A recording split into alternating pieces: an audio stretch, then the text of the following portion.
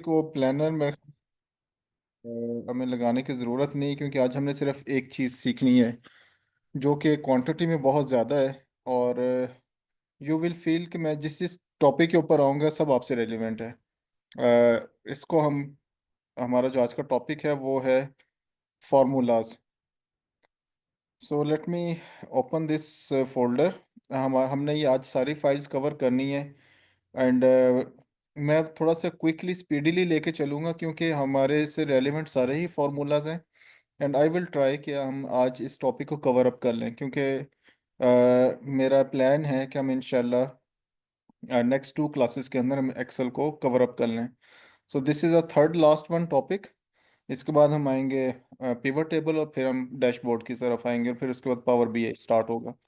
सो मैं सबसे पहले आपको एक फार्मूला की थोड़ी सी बेसिक्स बता दूं, उनके लिए जिनके लिए फार्मूला एक नई चीज़ है, जो बहुत ज़्यादा फेमिलियर नहीं है फार्मूला के स्ट्रक्चर के हवाले से, फार्मूला कैसे लगाया जाता है और किन बेसिस पे लगाया जाता है। तो बेसिकली ये जो हमारी फाइल जो आपके सामने खुली हुई है, इसको अगर मैं थोड़ा सा दोबारा से आपको दिखाऊं तो ये है एक्सेल फार्मूला बेसिक्स, ये जो फाइल है। अच्छा, ये जो जितने भी टेम्पलेट्स आपके सामने इस फोल्डर के अंदर अवेलेबल हैं, math, stats, text, date and time, logical, lookup and references formula, ये सब मैं आपके साथ शेयर करूंगा। एंड ये आपके असाइनमेंट भी होगी बेसिकली। सो आपने सिर्फ इसको समझना है। एंड आपने इन चीज़ों से गुजरना है बस, ठीक है। बाकी ये है कि जब आप उसके असाइनमेंट की तरफ जाएंगे तो आपको बहुत सारी चीज़ें क्लियर हो जाएंगी। और आज के दिन मैं क्वेश्चन से माजरत करूंगा क्योंकि हमारे पास सिलेबस ज़्यादा है। सो एक्सेल में बेसिकली 3 तरह के फार्मूला की 3 डिफरेंट फॉर्मेट्स हैं। So I will start from the very beginning कि आप अगर मैनुअली फार्मूला टाइप करते हैं तो कैसे करते हैं। मिसाल के तौर पे मैं यहाँ पर 2-3 नंबर्स इंटर करता हूँ, 2, 4, 6, 10, ये मैंने कुछ नंबर्स इंटर किए। सो एक्सेल में जब भी आप फार्मूला लगाना चाह रहे होते हैं तो उसके लिए जो एक सबसे बेसिक चीज़ है वो है is equal to sign. Is equal to sign हर एक फार्मूला की बेसिक है, बेसिक स्ट्रक्चर या बेसिक कंपोनेंट है जिसके बाद फार्मूला लगता है। सो ये बिल्कुल बिल्कुल बेसिक स्ट्रक्चर है आपके सामने। यहाँ पर फर्स्ट कॉलम के अंदर ये ऑपरेटर्स हैं जो फार्मूला के लिए यूज़ होते हैं, और ये उनके आप ये कह लीजिए उनके नाम हैं, ये डिस्क्रिप्शन है, और ये उनके साइन हैं, ऑपरेटर्स हैं, जैसे कैलकुलेटर के अंदर आपके पास ऑपरेटर्स होते हैं। सो फॉर एग्जांपल अगर आप 2 नंबर्स को, ये 3 नंबर्स को एड अप करना चाह रहे हैं तो you will click on this is equal to formula plus. ये देखिए मैंने जस्ट उसको रेफरेंस सेल दी है, 2 को मैंने सेलेक्ट किया है। मैं इसमें मैनुअली प्लस ऐड कर रहा हूँ, और फिर अगर मैं चाहता हूँ कि इसके साथ मैं इसको ऐड कर लूँ तो ये दोनों रेफरेंस सेल्स हैं, नॉट द एक्चुअल नंबर। मैं एक्चुअल नंबर भी इंटर करके दिखा देता हूँ। तो यू सी कि मैं सिर्फ एक प्लस साइन का ऑपरेटर ऐड कर रहा हूँ, और मैं इसमें इसको जैसे इंटर करूँगा 2 + 2 = 6। और अगर आप इसको कंफर्म करना चाह रहे हैं क्या ये आंसर ठीक है, तो आप इसके बॉटम पे देखें तो आपको 2 सेल्स को मैंने जैसे ही सिलेक्ट किया तो बॉटम पे आपको सम 6 नज़र आ रहा है। इसका मतलब है कि हमारा ये आंसर ठीक है। अच्छा, दूसरी एग्जांपल मैं लेके आता हूँ इसी के पैरेलल। पहले मैंने 2 रेफरेंस सेल्स इंटर किए, for example D2 + D3 something, ठीक है। अब अगर मैं इज इक्वल टू साइन के बाद सिर्फ मैं 2 + 2 = 4 करना चाहूँ, या 2 + 4 करना चाहूँ, very simple just like calculator, तो भी ये काम कर रहा है। तो देर आर 2 वेज। एक तो ये कि आप उसका रेफरेंस दे दें, जो कि रेफरेंस इफ़ यू सी आप डबल क्लिक करेंगे तो 2 + 4 मैंने मैनुअली नहीं लिखा, D2 का रेफरेंस है, प्लस D3 उसने सर रेफरेंस दिया है, not the actual number. On the other hand अगर मैं दूसरे फार्मूला के ऊपर डबल क्लिक करूं तो यहाँ पे मैंने 2 + 4 लिखा है, तो यू हैव बोथ ऑप्शंस, ठीक है। सो मैं क्विकली आपके सामने इसमें से कुछ चीज़ों में से गुजरूंगा। हमने अभी एडिशन की, एक एडिशन को हमने देख लिया। अगर आप सब्ट्रैक्शन करना चाह रहे हैं तो सिंपली आप क्या करेंगे, मैं इसी के सामने ले आता हूँ ताकि आपको चीज़ें क्लियर होती रहें। मैं परफॉर्म करूँगा C सेल के ऊपर, ठीक है। So let me highlight this cell for you. So for example अगर मैं चाहता हूँ कि इसमें से मैं 10 में से 4 को माइनस कर दूं, तो सिंपली आप 10 - 4 लिख दीजिए तो सब्ट्रैक्शन आ जाएगी। अगेन अगर आप चाहते हैं कि आप मल्टीप्लाई कर लें, सो आप is equal to sign enter करेंगे, और आप चाहें तो रेफरेंस भी दे सकते हैं, 2 into 6 फॉर एग्जांपल। तो यू सी कि 12 आपके पास आंसर आ गया। अगर आप चाहते हैं कि आप डिवाइड कर दें तो डिवाइड भी कर सकते हैं। For example is equal to 2 divided by for example 5। तो यू सी कि मैंने 2 सेल्स का रेफरेंस दे दिया, आप मैनुअली नंबर भी इंटर कर सकते हैं। And as a press enter तो एक डिवीजन पे चला जाएगा। एक्सपोनेंशियल क्या होता है? एक्सपोनेंटेशन के इसमें आप बेसिकली उसकी पावर दे देते हैं। फॉर एग्जांपल आप 2 रेज टू पावर 5 कर दें, तो लेट्स सी कि इसका आंसर क्या आता है। ये साइन है हमारे पास, मुझे खुद, यस 6 के ऊपर होगा। शिफ्ट का बटन प्रेस करेंगे तो आपके कीबोर्ड के ऊपर 6 का बटन जब आप इंटर करेंगे विद शिफ्ट बटन, तो आपके पास ये साइन आ जाएगा। फॉर एग्जांपल मैं 2 रेज टू पावर 5 कर देता हूँ, तो यू सी कि उसका ये आपके पास आंसर आ जाएगा। कॉन्केटिनेशन क्या होता है? अगर आप दो नंबर्स को इसमें ऐड करना चाहें, कंबाइन करना चाहें, not you are multiplying something, आप जस्ट 2 नंबर्स को इसमें ऐड करना चाह रहे हैं। फॉर एग्जांपल मैं 2, और मैं इस साइन को एंटर कर देता हूँ, एंड के साइन को, M%, और प्लस अगर मैं इसमें 5 एंटर कर देता हूँ, तो यू सी कि उसने 2 और 5 को कंपाइल कर दिया है। फॉर एग्जांपल इसी को अगर मैं 100 + 500 कर दूं, तो यू सी कि उसने उन दोनों नंबर्स को जोड़ दिया है। तो ये जो साइन M% साइन है, ये बेसिकली दो नंबरों को जोड़ने के लिए भी यूज़ होता है। So similarly equal to, for example आप कहते हैं कि 6 = 6, तो अगर तो ये ठीक है लॉजिकली तो ट्रू आ जाएगा। अगर मैं कहता हूँ 6 = 7, तो ये फॉल्स आ जाएगा। तो ये बेसिकली ये जो इज इक्वल टू साइन है, यू नोटिस दैट कि ये मैंने 2 दफ़ा एंटर किया है। एक तो पहला साइन है just to start the formula, जो कि इसका कंपोनेंट है, फार्मूला का बेसिक कंपोनेंट है। दूसरे वाला इक्वल टू, मैंने उसकी कंडीशन चेक की है कि क्या वाकई 6 7 के बराबर है या नहीं है, तो उसने फॉल्स मेंशन कर दिया। अगर आप ये देखना चाह रहे हैं, अच्छा अब ये जो यहाँ से लेके इज इक्वल टू, और ये जो less than, greater than, less than, not equal to, ये सारे, इनको मैं ज़रा हाईलाइट कर दूँ डिफरेंट, ये सारे के सारे कंडीशनल फॉर्मेटिंग है, कंडीशनल नंबर्स हैं। कंडीशनल से मुराद ये है कि आप किसी भी दो नंबर्स के दरमियान में इन साइंस को यूज़ करेंगे तो आपको 1 2 3 4 में इसका आंसर नहीं आएगा, नंबर्स में आंसर नहीं आएगा। Either that will be false, either that will be true. So how you can check it? For example अगर मैं ये देखना चाहूँ, इज इक्वल टू, इज 6 > 10, तो ये ब्लू हाईलाइटेड जितने भी फॉर्मूलाज हैं आपको उसके स्टेटस बताएंगे, not the number, you see false. अगर मैं ये देखना चाहूँ क्या 6 10 से छोटा है, तो मैंने इसका लेस देन का साइन एंटर किया और मैंने यहाँ पे 10 मेंशन कर दिया। ट्रू, यस, 6 नंबर जो है वो 10 से छोटा ही है। और अगर आप ये देखना चाहें इज इक्वल टू और ग्रेटर देन, तो आप इसमें कोई भी कंडीशन लगा सकते हैं। For example 5.1 is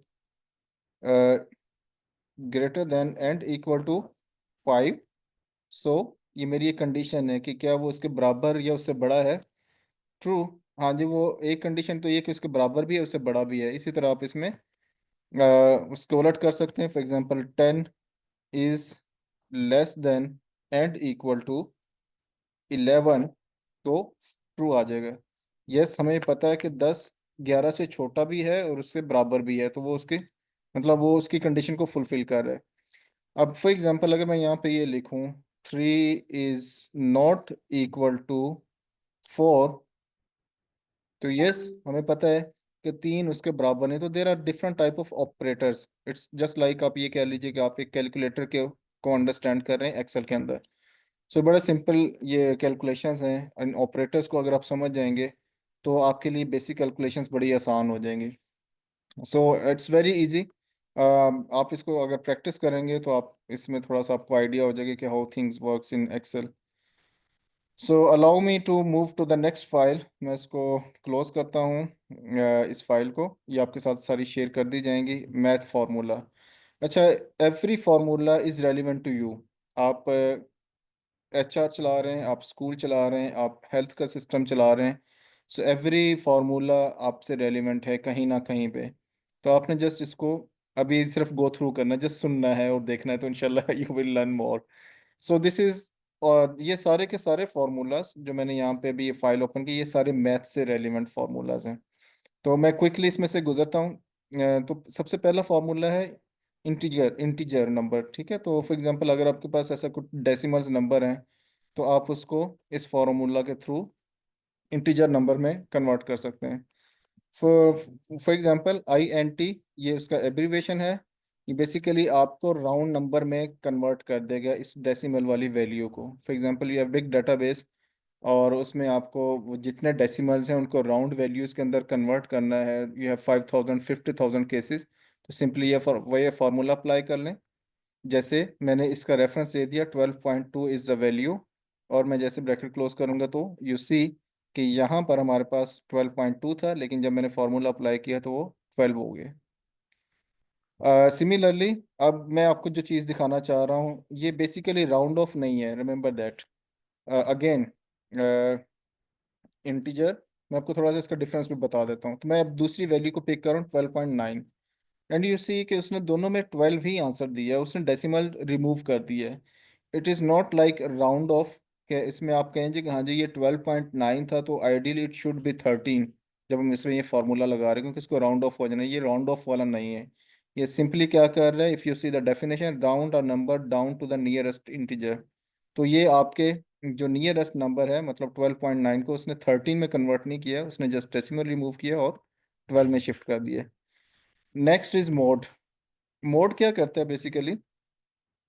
basically mode आपकी जो रिमाइंडर वैल्यू होती है उसको रिटर्न कर देता है। फॉर एग्जांपल आपके पास ये दो वैल्यूज़ हैं, अगर आप पेपर पेंसिल लेके आप इनको मैन्युअली भी अगर कैलकुलेट करना चाहें, 3 को 10 से डिवाइड करें, तो आपके पास एक नंबर बचता है 3 को 10 से डिवाइड करने के बाद 1, जो कि रिमाइंडर है बेसिकली।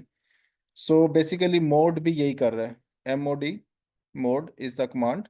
इसमें मैं पहले A2 को ले लूँगा, जिससे मैं डिवाइड कर रहा हूँ बेसिकली। ये इसकी कॉम्पोजिशन है। यू सी कि जैसे ही मैंने A2 का रेफरेंस दिया, तो मेरे पास जो इस फार्मूला का जो मेरे पास बोल्ड वर्ड नज़र आ रहा है, वो डिवाइज़र है। बेसिकली ये फार्मूला आपसे ये पूछ रहा है कि आपने एक नंबर तो प्रोवाइड कर दिया, अब इसको डिवाइड किसके साथ करना है। So this is the next number, 10/3। सो इसमें एक्सेल की एक ब्यूटी ये भी है कि जब भी आपके फार्मूला शुरू करते हैं, तो उस फार्मूला का हर कंपोनेंट वो आपको खुद गाइड कर रहा होता है। जैसे मैं इसको अभी इंटर करूंगा, तो यू सी कि हमारे पास 10 को 3 से जब हमने डिवाइड किया विद दिस फार्मूला, तो हमारे पास 1 बाकी बचा, तो उसने 1 यहाँ पे मेंशन कर दिया। सिमिलरली अगर मैं यहाँ पर मोड को, अब मैं वैल्यूज़ का रेफरेंस नहीं दे रहा, अब मैं सिर्फ नंबर्स इंटर कर रहा हूँ। पहले मैंने यहाँ पर रेफरेंस दिए थे, अब मैं सिर्फ मैनुअली नंबर इंटर करूंगा। 3 divisor by, divisor is 2, sorry 2, according to this given pattern, you see कि आपके पास 1 आ जाएगा। So this is how you can check this mod function. अच्छा, रैंड। रैंड इज वेरी ज़बरदस्त फंक्शन, फार्मूला। आप में से जो लोग स्टैट्स पढ़ चुके हैं, आप रैंडम वैल्यू को ज़रूर जानते होंगे। Basically random number is an experiment. जब आप कोई भी मॉडल रन कर रहे होते हैं, आप कोई भी प्रोबेबिलिटी आप चेक करना चाह रहे हो, तो आपको रैंडम नंबर चाहिए होता है। सो रैंडम नंबर का भी एक फार्मूला है। फॉर एग्जांपल रैंड, ये दो कमांड्स हैं। रैंड की मैं बात कर रहा हूँ, तो rand command random number generate करेगा। कैसे? जैसे आप टैब का बटन प्रेस करेंगे, तो आपके पास, आपने सिर्फ इसमें ब्रैकेट्स एंटर करनी है, आपने इसमें कोई रेफरेंस नहीं देना। सो मैं इसको जैसे ही क्लिक करूंगा, तो यू सी इसने, मैं थोड़ा सा इसको बड़ा कर देता हूँ ताकि आपको थोड़ा सा आसानी हो जाए देखने में। तो इसने हमें एक डेसिमल में, एक फ्रैक्शन में एक नंबर दे दिया। अच्छा, रिमेंबर दैट रैंडम नंबर की ये एक फीचर है, इसका करेक्टरिस्टिक है कि आप इसमें जितनी दफ़ा भी रैंडम नंबर जनरेट करेंगे, वो हमेशा 0 to 1 के दरमियान होगा। ठीक है। सो फॉर एग्जांपल आपने ये सारे नंबर्स जनरेट किए, you can drag it up to 100,000, 1 lakh 5 lakh तक भी ड्रैग करेंगे, तो ये हर दफ़ा रैंडम नंबर जनरेट करेगा। सो अच्छा, एक चीज़ और है। फॉर एग्जांपल अगर मैं इसमें कोई भी चेंज करता हूँ, मैंने ये रैंडम नंबर जनरेट कर लिया, मिसाल के तौर पे मैं यहाँ पर 4 इंटर करता हूँ, तो यू सी कि जैसे मैंने इसमें कोई भी और चेंज की तो इस सारे के सारे नंबर बदल जाएंगे। क्यों? ये उसका बैकएंड पे उसका मैकेनिज्म ऐसा है रैंडम नंबर का, कि आप जब तक इसको जनरेट करने के बाद फिक्स नहीं करेंगे, आप इस शीट के अंदर जो भी चेंजेस करते जाएंगे उसके मुताबिक ये सारी वैल्यूज ऑटोमेटिकली बदलती जा रही हैं। How to fix it? तो बेसिकली जब आप रैंडम नंबर जनरेट कर लेंगे तो आपने इसको कॉपी करना है और आपने इसको पेस्ट कर देना है। अब आप इसमें कुछ भी चेंज करेंगे, यूसी कि मैं एक नया नंबर ऐड करूं तो अब ये वैल्यूज फिक्स हो गई हैं। तो ये रैंडम नंबर को हैंडल करने की एक टेक्निक है। सो रैंड बिटवीन क्या है? रैंड बिटवीन बेसिकली जब आप एक बिग डेटाबेस के अंदर किसी भी नंबर के किसी भी फाइल के अंदर आप कुछ रैंडम नंबर जनरेट करना चाह रहे हैं, लेकिन आप उसको उसकी लिमिट भी फिक्स कर रहे हैं कि मुझे रैंडम नंबर तो चाहिए लेकिन ये अपर और लोअर रेंज है, इसके दरमियान में चाहिए। तो रैंड बिटवीन क्या करता है? आपको उस रेंज के अंदर सारी की सारी वैल्यूज कैलकुलेट करके देता है। For example, rand between is the command. आप इसको जैसे टैब के बटन के साथ प्रेस करेंगे तो अब आपके पास दो चीज़ें हैं। You see bottom, what is the minimum value जिसके अंदर आप रैंडम नंबर जनरेट करना चाह रहे हैं। मैं फॉर एग्जांपल मैं इसको कहता हूँ 100 इज़ माई मिनिमम वैल्यू। और टॉप नंबर क्या है? Top number can be anything. आप 150 कह लें, आप 200 कह लें, आप 1000 कह लें, कोई भी वैल्यू। फॉर एग्जांपल मैं कहता हूँ मुझे रैंडम नंबर्स चाहिए जो कि 100 से स्टार्ट हो और 200 तक हो मैक्सिमम, इससे ऊपर या इससे नीचे मुझे नहीं चाहिए। तो यू सी जैसे आप इसको इंटर करेंगे तो 113, अगर मैं इसको ड्रैग डाउन करूं तो आपको हर रैंडम नंबर जो जनरेट कर रहा है सिस्टम वो 100 से 200 के दरमियान जनरेट करके देगा। फॉर एग्जांपल आपके पास 50,000 का डाटा सेट है और आपने कोई एक्सपेरिमेंट करना है। अब अगर आप 50,000 की फाइल के अंदर खुद से नंबर रैंडम नंबर ऐड करना शुरू कर देंगे तो यू कैन जस्ट थिंक कि आपको कितने घंटे लगेंगे उसके ऊपर। So just give the command, उसको वैल्यूज बताएं। आप फॉर एग्जांपल इनकम के ऊपर कंजम्पशन के ऊपर कोई पैटर्न चेक करना चाह रहे हैं, जस्ट गिव द रेंज और आपके एक सिंगल क्लिक के ऊपर आपके लिए 50,000 वैल्यूज को वो जनरेट कर देगा। So this is how you can make your work easy. So you see कि इसमें बेसिकली मुख्तलिफ पैटर्न्स हैं अकॉर्डिंग टू दीज फार्मूलाज। अगर मैं इनकी बात करूं तो सबसे पहले मैं अगर आपको थोड़ा सा क्विकली दिखा दूं, रैंडम नंबर आप इसमें रेफरेंस भी दे सकते हैं जैसे रैंड बिटवीन है। इन इंस्टेड के आप इसमें दो नंबर्स मैनुअली इंटर करें, आप रेफरेंस भी दे सकते हैं जैसे मैं आपके सामने रेफरेंस दे रहा हूँ।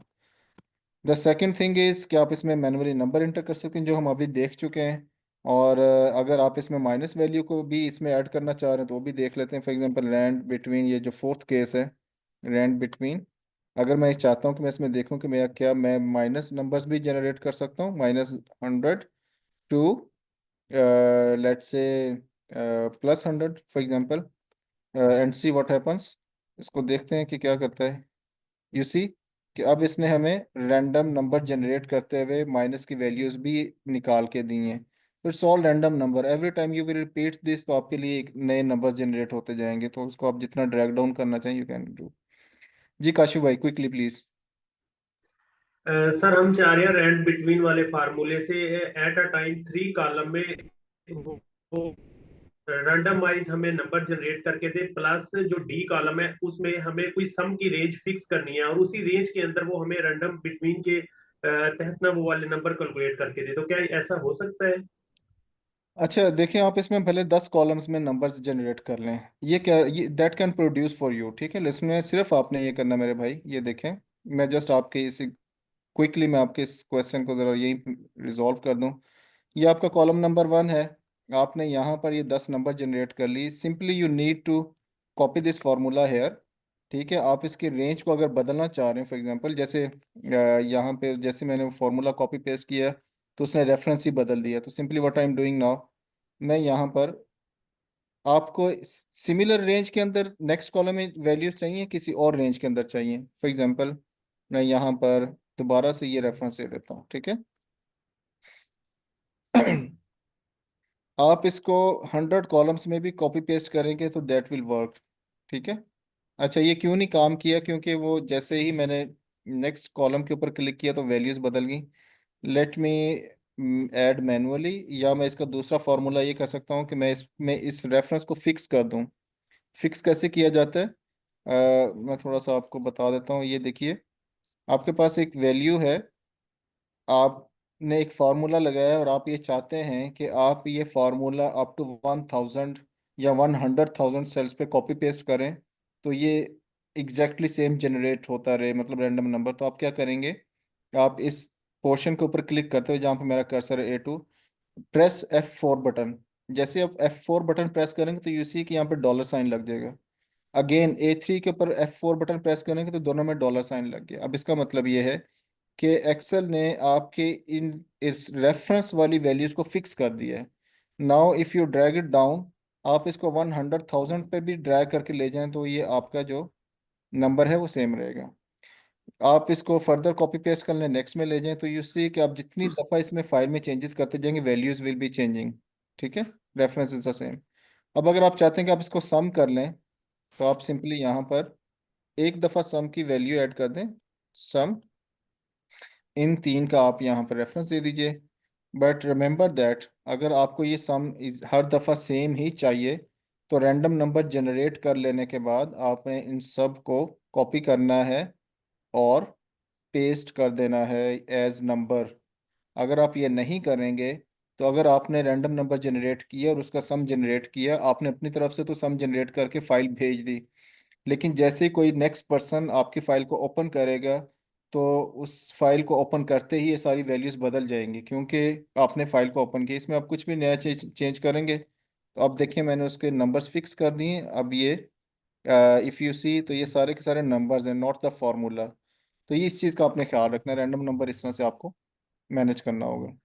क्लियर कश भाई? सर उसमें ये वाली चीज है कि ये तीन कॉलम में हमने रैंड बिटवीन का फार्मूला लगा के एंड पे उसको सम कर दिया, ठीक है। हाँ जी। अब उसने जो तीन कॉलम में मुख्तलिफ नंबर ऐड किए थे, उसने उसको सम कर दिया। अब हम चाह रहे हैं कि ई कॉलम में जो सम आए वो 25 आना चाहिए। फर्ज करें बी में उसने 10 लिखा, सी में उसने 5 लिखा और डी में 10 लिखा और ई में उसको सम किया तो 25 आ गया। फिर हम्म। नीचे वाली रो में हम कहते हैं कि बी में वो 5 लिखे, सी में 10 लिखे और डी में 10 लिखे और ई में वो 25। मतलब हमारी जो उसको कमांड दी है वो 25 सम करे, लेकिन नंबर जो है वो रेंडमाइज जनरेट करे। क्या ऐसा पॉसिबल है? नहीं, ऐसा नहीं हो सकता। देखिए मैंने आपके सामने बड़ा क्लियरली आपको ये परफॉर्म करके दिखाया है कि जब आप रैंडम का फॉर्मूला रखेंगे और आखिर में सम भी रखेंगे, तो सम उसी चीज़ को करेगा जो आपके यहाँ पे इन तीन सेल्स में नंबर्स आ रहे हैं। अब अगर आपने इसको फिक्स कर लिया तो सम विल बी फिक्स्ड। ठीक है, लेकिन अगर आपने यहाँ पर रैंडम नंबर रहने दिए तो every time sum will be changing. Hmm. समझ गए ना? सही। जी हाँ, जी। इसको आपने देखना है क्योंकि सम डिपेंड करता है इन तीन रैंडम नंबर, ये सम इटसेल्फ कुछ नहीं है। मैं डबल क्लिक करके दिखाता हूँ, ये सम इन तीन नंबर्स के ऊपर डिपेंड कर रहा है। अगर ये फिक्स्ड है, जैसे मैंने कॉपी पेस्ट करके इसको फिक्स कर दिया, तो सम वही होगा। 100 टाइम्स आप फाइल ओपन करेंगे तो सम वही रहेगा। लेकिन अगर आपने रैंडम नंबर्स जनरेट किए और सम का फॉर्मूला लगा दिया, तो every time you will open the file या आप इसमें कोई भी 1 2 3 ऐड करते हैं, तो आपके सारे नंबर सब बदल जाएगा, सम भी बदल जाएगा, क्योंकि सम तो डिपेंड कर रहे हैं नंबर्स के ऊपर। ठीक है। जी ठीक है। Thank you. चलें मूविंग फॉरवर्ड। राउंड, अब ये राउंड है, इसमें और इंटीजर में थोड़ा सा फ़र्क है। फॉर एग्जांपल राउंड में ये होता है कि मैं अभी आपके सामने परफॉर्म करके दिखा देता हूँ। मेरे पास ये दो वैल्यूज़ हैं, एक 500.51 है, एक 500.55 है। So let me perform this function round. मैं इसमें 500.51 मेंशन कर रहा हूँ। ठीक है, और नंबर डिजिट्स, ठीक है, नंबर डिजिट्स 1, मतलब 1 इसका है। तो यू सी के उसने, अच्छा जब नंबर डिजिट लिख रहे हैं तो ये 1, 1 से मुराद ये पहले वाला 5 है, मतलब वो 5 के मुताबिक उसको राउंड ऑफ करेगा। ठीक है, तो यू सी कि उसने 500.5 मेंशन कर दिया। राइट, अगर मैं इसी को नीचे लेके आऊँ राउंड, ठीक है, तो सॉरी डबल क्लिक हो गया, राउंड, और मैं यहाँ पे लिखता हूँ 500.55, नॉट 51। तो अब हम ये देखेंगे कि इसको राउंड कैसे करेगा। तो यू सी कि उसने because of this 5 second cell जो था, सेकंड डिजिट जो था उसकी बेस पे इसको राउंड ऑफ करके 500 के बाद डबल फाइव लिया, 5 लिखने के बजाय उसने 6 में कन्वर्ट कर दिया। ठीक है। अच्छा, अगर मैं इसको मिसाल के तौर पे 1 के बजाय मैं 2 लिखता हूँ, and we see what happens, 2। और अगर मैं इसको, ये जो 2 है ये बेसिकली आप उसको ये बता रहे हैं कि मुझे जो राउंड ऑफ करना है वो किस नंबर को करना है, यू सी। तो मैंने 2 मेंशन किया तो उसने इसको राउंड ऑफ किया है, नॉट द फर्स्ट वन। तो ये थोड़ा सा इसको क्विकली आप इसको देख सकते हैं कि अच्छा व्हाट इज द डिफरेंस। जब हमने इंटीजर अप्लाई किया तो इसमें 12.9 को भी उसने 12 ही कंसिडर किया। जब हमने राउंड ऑफ किया तो उसने इसमें जब हमारे पास 5 की वैल्यू आ रही थी और हमने इसको 1 क्लिक किया तो उसने, बिकॉज जब मैथमेटिक्स में 5 से ऊपर की वैल्यूज होती हैं तो राउंड ऑफ करते हुए 5 नेक्स्ट नंबर में कन्वर्ट हो जाता है। तो यू सी ये 500 प्लस 0.6 में कन्वर्ट हो गया। उसने 5 को 6 में कन्वर्ट कर दिया। सो सिमिलरली अगर हम इसको क्विकली देख लें, राउंड ऑफ अगेन, ये इसमें ज़ीरो का एक केस है। Let me try it quickly. 0.55 and उसके बाद ज़ीरो। तो आप इसमें ये देख लें तो इसने उसको 501 में कन्वर्ट कर दिया। सो सम, ये वेरी सिंपल, आप सब जानते हैं सम का formula is very simple formula. इसके लगाने के दो तरीके हैं। एक तो ये कि आप इसमें किसी भी रेंज को सिलेक्ट कर सकते हैं तो अभी सम का फार्मूला लग जाता है। एक ये कि आप इसमें ब्रेक डाउन भी कर सकते हैं। मिसाल के तौर पे ये सबसे ज़्यादा यूज़ होने वाला मेरे ख्याल में फार्मूला है एक्सेल का। आप इसमें सारी रेंज को सिलेक्ट करना चाहें A2 टू A4 तो उसको आपका सम दे देगा। अगर आप इसको डबल चेक करना चाहें तो ये देखिए ये इसका आंसर है। अगर आप इसको डबल चेक करना चाहें आप इस रेंज को सिलेक्ट कर लीजिए तो बॉटम पे सम की वैल्यू आपके पास 60 आ रही है। अच्छा, अगर आप चाहते हैं कि आप ब्रेक डाउन करना चाह रहे हैं, फॉर एग्जांपल मैं यहाँ पर एक वैल्यू और ऐड कर लेता हूँ, फॉर एग्जांपल 60 है, ठीक है। अब मेरे पास यहाँ पर आइडियली 4 सेल्स हैं। तो मैं इसको अगर सम में मेंशन करना चाहूँ तो मैं इन दो को सिलेक्ट करने के बाद मैं चाहता हूँ कि मैं 30 को स्किप कर दूँ और मैं 60 को पिक कर लूँ। तो यू सी कि मैंने यहाँ पर इस सेल को A5 को पिक लिया, A4 स्किप्ड। तो बेसिकली ये सम का फॉर्मूला आप इस तरह से भी यूज़ कर सकते हैं। यू सी 90 आ गए। So you can find this way. Okay, so sum if command क्या है? बेसिकली सम इफ में आप कंडीशन अप्लाई कर देते हैं। आप चीज़ों को ऐड अप तो कर रहे हैं लेकिन with condition. For example quickly, मेरे पास यहाँ पर ये 4 डिजिट्स हैं और 4 नाम हैं, ठीक है। फॉर एग्जांपल अगर मैं इसमें through this sum command, sum if इसकी कमांड है सम इफ, इसको जहन में रखिएगा। सम इफ मैं ये कह रहा हूँ कि मैं B2 से B5 मैंने सारी रेंज सेलेक्ट कर ली, बट मेरी कंडीशन ये है विद सम इफ कमांड कि मैं इसमें से सिर्फ उन नंबर्स को ऐड अप करूं जो 200 से बड़े हैं। उसकी कंडीशन मैं लगा रहा हूं with inverted comma, greater than 200 inverted comma. So you see कि उसने 1100 को 1100 इसका आंसर दिया। अच्छा, 1100 तो बनता है, इन दो का सम 1100 बनता है। If you see the bottom जहाँ पे मेरा कर्सर है, तो बेसिकली हमने इसको रेंज दी थी इन 4 सेल्स की।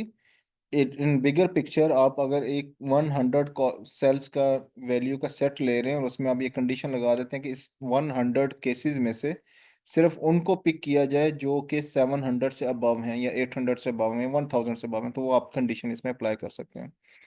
सिमिलरली दूसरी कंडीशन आप ये अप्लाई कर सकते हैं कि आप इसमें बाय नेम भी कंडीशन लगा सकते हैं। फॉर एग्जांपल सम इफ, आप इसमें इस सारी रेंज को सिलेक्ट कर लें A2, ठीक है, A2 टू A5 सारे नाम आपने सिलेक्ट कर लिए।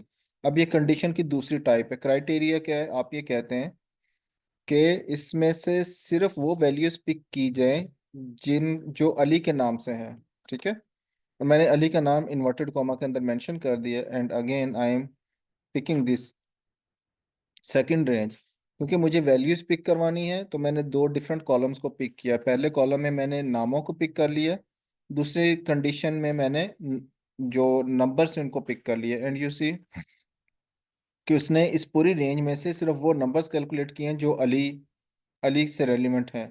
तो फॉर एग्जांपल अगर मैं इसको आपको आइडेंटिफाई करके दिखाऊं तो यू सी इन दोनों का सम क्या बनता है? 800। 100 and 700, तो उसने 800 में आइडेंटिफाई कर लिया। सो सिमिलरली थर्ड कंडीशन, एक थर्ड सिनेरियो, अगर आप ये चाहते हैं कि आप एक अल्फ़ाबेट की बेस के ऊपर आप चीज़ों को एक्सक्लूड कर लें या सम कर लें, तो आप वो भी कर सकते हैं। थर्ड कंडीशन, अगेन आप सिलेक्ट कर लीजिए इस नामों के इस रेंज को। रिमेंबर दैट जब आप किसी एक सिंगल करेक्टर की बेस पे, अल्फ़ाबेट की बेस पे चीज़ों को पिक कर रहे होंगे, तो आप साथ में स्टेरिक का साइन लगाएंगे। सो एस इज़ माई कंडीशन। मुझे इसमें से सिर्फ वो नामों का सम चाहिए जिस नाम के अंदर एस आ रहा है। ठीक है, so let me try it again. इसमें आप इन्वर्टेड कॉमा के साथ स्टेरिक का बटन भी इंटर करेंगे, एंड अगेन आप यहाँ पर ये रेंज दे देंगे, क्योंकि मुझे उनके नंबर्स भी चाहिए। नाम के अंदर सिर्फ एस चाहिए अल्फ़ाबेटिकली, और उनका नंबर भी चाहिए। सो यू सी, उसने मुझे 400 आइडेंटिफाई किया। तो if you notice that, so Usman is the only name in 4 names जो कि जिसमें एस है, बाकी किसी नाम के अंदर एस नहीं है। तो उसने इस कंडीशन को फुलफिल करते हुए मुझे 400 पिक करके दे दिया। So this is you can apply how you can apply sum and sum if command. Sum product, sum product basically क्या करती है कि आप अगर दो कॉलम्स को पिक कर रहे हैं तो सम प्रोडक्ट उसको मल्टीप्लाई प्लस ऐड भी करेगी। फॉर एग्जांपल, मैं इस सम प्रोडक्ट का फॉर्मूला लगाता हूँ। आपके पास ये दो रेंजेस हैं, मैं इनको हाईलाइट कर लूँ। सो यू सी कि सम प्रोडक्ट इसका नाम है, इसका टाइटल है प्रोडक्ट। अब मैं इसमें A2 to A5 एक दफ़ा इसको सिलेक्ट कर रहा हूँ, और आपको ये फार्मूला खुद गाइड कर रहा है कि आपने अरे 2 में क्या, आपने कौन सी रेंज देनी है। तो कोमा, और उसके बाद फिर आप इस पे आ जाइए B2 to B5, और आप इसको एडअप कर लें। सो अगर आप इसको वेरीफाई करना चाहें कि क्या ये आपका सम प्रोडक्ट का फार्मूला ठीक है, तो हम इसको अभी क्विकली परफॉर्म करके देख लेते हैं। मैं इसको मैनुअली आपके सामने परफॉर्म कर रहा हूँ just double check. You see कि अगर मैं इसको ड्रैग डाउन करूँ और मेरे पास ये नंबर्स आ जाएंगे, अगर मैं इनको सिलेक्ट करके देखूँ तो मेरे पास बॉटम पे सम कितना आ रहा है, 70, और यहाँ पर सम कितना आ रहा है, 70। सो this is how you can add and multiply things. For example, अगर मैं एक तीसरे कॉलम को भी इसमें ऐड करके देखता हूँ just for the experiment, sum product और A2 B5, ठीक है, और फिर उसके बाद आप अगर तीसरी रो को भी ऐड करना चाह रहे हैं तो आप इसमें B2 to B C5, इसमें आप इसको इस तरह से लेके चलेंगे। तो आप इन सब का मल्टीप्लाइकेशन प्लस उनका सम, वो सब आपको 374 उसका कंप्लीट आंसर आ रहा है। So this is how you can add and multiply the things together. So ये तो थे हमारे मैथमेटिक्स का फॉर्मूले। I will share the file with you, आप इसके ऊपर प्रैक्टिस कर सकते हैं। क्विकली हम मूव करते हैं स्टैट्स का फार्मूला। मैं बार बार क्लॉक भी देख रहा हूँ क्योंकि हमें ये फार्मूलाज आज ख़त्म करना है। So average, it's very simple. मैं बहुत ज़्यादा डिटेल में नहीं जाऊँगा। फॉर एग्जांपल, आप इसमें अगर किसी भी सेल की एवरेज लेना चाह रहे हैं तो is equal to average, very common formula, आपने एक्सेल में बीसियों बार यूज़ किया होगा। जस्ट आप रेंज को सिलेक्ट कर लें, ठीक है, A2 to A4। मैं इसको थोड़ा सा आगे भी आपको लेके चल के दिखाता हूँ। सो एवरेज में आपके पास ये नंबर आ गया। अगर आप इसको डबल चेक करना चाह रहे हैं, आप इस सबको रेंज को सिलेक्ट कर लीजिए, तो आपके पास यहाँ पे बॉटम पे एवरेज यहाँ पर भी रिफ्लेक्ट हो रहा होता है, तो आप इसको डबल चेक कर सकते हैं। अच्छा, एवरेज में हम ये देखेंगे कि अगर इसमें कोई हमारे पास ब्लैंक सेल आ जाता है या इसमें ज़ीरो आ जाता है, तो क्या एवरेज उनको अकाउंट करेगा या नहीं करेगा। सो फॉर एग्जांपल, सेकंड केस हमारे पास है एवरेज के अंदर, एवरेज, और उसके बाद आपने यहाँ से ये सारी वैल्यूज पिक कर ली। अब आप एडिशनली एक नया नंबर इसमें एवरेज के तौर पे ऐड करना चाह रहे हैं। सो आप इसको यहाँ पर एक एडिशनल नंबर दे सकते हैं एवरेज चेक करने के लिए, तो आपके पास ये आ रहा है। अच्छा, फॉर एग्जांपल, अगर मैं इसमें लास्ट केस के तौर पे इस सारी एवरेज को, मैं सारे नंबर्स को सिलेक्ट कर लेता हूँ एवरेज। सो आप ये देखिए, अब इसमें हमारे पास एक ब्लैंक सेल है और एक ज़ीरो है, तो एवरेज इसको कैसे कैलकुलेट करेगा? क्या इसका आंसर सेम होना चाहिए जैसे पहले सेल में है? नो। यू सी, इसमें हमने पहले तीन वैल्यूज को हमने सेलेक्ट किया, ब्लैंक सेल और जीरो को इसमें ऐड नहीं किया। लेकिन इस केस में हमने ब्लैंक सेल को भी लिया है और जीरो को भी लिया है। बाकी सारी वैल्यू सेम है, लेकिन एवरेज में उसके ऊपर अपनी वैल्यूज अपने रिजल्ट को चेंज कर दिया। सो एवरेज चेंज होता है अगर आपके पास जीरो की वैल्यूज ऐड हो जाएं या आपके पास ब्लैंक सेल्स आ जाएं। सो अगेन ये भी उसी तरह का ही फॉर्मूला है जैसे सम के, हमने सम इफ की कमांड देखी थी, ये भी एवरेज इफ की कमांड है। मैं जस्ट एक केस आपके सामने रखता हूँ and then we move on. Average if, again similar वही पैटर्न है। सॉरी, एवरेज इफ, जैसे आप इफ प्रेस करेंगे और टैब का बटन प्रेस करेंगे तो एवरेज इफ का फॉर्मूला आपके सामने आ जाएगा। अगेन A2 to A6, इसमें भी आप किसी दो तीन नामों को पिक करके आप उससे रेलिवेंट एवरेज फाइंड आउट कर सकते हैं, not the all numbers, just नाम को स्पेसिफाई करते हुए। अगेन अब्दुल्ला, आपके नामों के स्पेलिंग करेक्ट होने चाहिए, अदरवाइज ये एरर आ जाएगा। सो अब्दुल्ला के बाद फिर मैं इसमें से ये नंबर्स पिक कर रहा हूँ। अब मैं ये चाह रहा हूँ इस फार्मूला के थ्रू सिर्फ अब्दुल्ला के आगे जो वैल्यूज मेंशन है उनका सम मुझे, उनका एवरेज मुझे चाहिए। तो you see this is 7.3। If you want to double check, आप इसमें अब्दुल्ला की एक वैल्यू और फिर ये अब्दुल्ला की बाकी दो वैल्यूज, इन सबको अगर आप सिलेक्ट कर लें, जैसे मैंने कंट्रोल का बटन प्रेस किया और अब्दुल्ला की तीनों वैल्यूज को मैंने सेलेक्ट कर लिया, तो आपके पास यहाँ पे बॉटम पे उसके एवरेज आ गए। सो सिमिलरली आप इसको एक करेक्टर एक लेटर के हवाले से भी आइडेंटिफाई कर सकते हैं और एक दूसरी कंडीशन के साथ भी आप कर सकते हैं। सो मूव ऑन, अब नेक्स्ट पे चलते हैं। काउंट। काउंट बेसिकली क्या करता है कि काउंट आपके डाटा शीट के अंदर या कॉलम के अंदर तमाम वैल्यूज़ को काउंट करके बताते हैं कि कितनी वैल्यूज़ हैं। फॉर एग्जांपल, काउंट की सिंपल कमांड है कि अगर आप को आपको अंदाज़ा नहीं है कि आपके इस सिंगल कॉलम के अंदर कितनी वैल्यूज़ हैं, तो आप काउंट की कमांड अप्लाई कर दीजिए।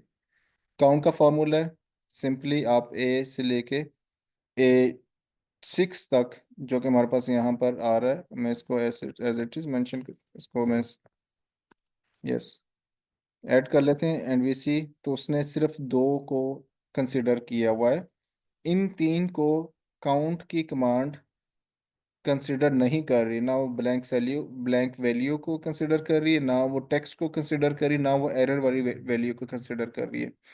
तो यू सी मैंने इन सारी वैल्यूज़ को इसमें से इसमें मैंने इसकी रेंज दी थी, लेकिन इसके बावजूद उसने सिर्फ पहले दो नंबर्स को ही काउंट में कंसिडर किया है।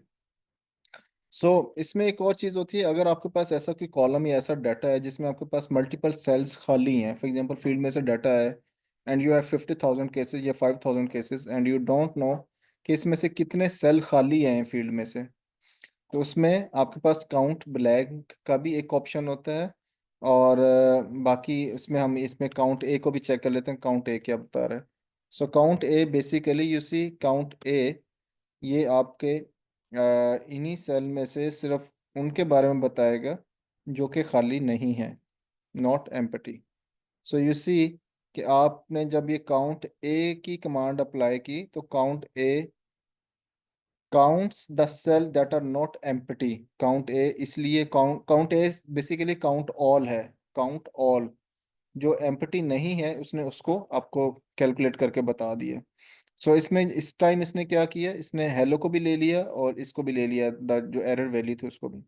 लेकिन अगर आप सिर्फ ब्लैंक वैल्यू को चेक करना चाह रहे हैं, यू हैव 5,000 10,000 डाटा सेट जो केसेस हैं, तो उसमें बहुत सारे सेल्स आपके ब्लैंक भी होंगे। अब उनको आप वन बाय वन गिनेंगे तो नहीं, या ना ही आप उसके ऊपर फिल्टर्स अप्लाई कर करके चेक करेंगे, तो simply you will apply count blank. ये एक डिफरेंट कमांड है जिसमें आपके ब्लैंक सेल्स को आइडेंटिफाई करके दिखा देगा।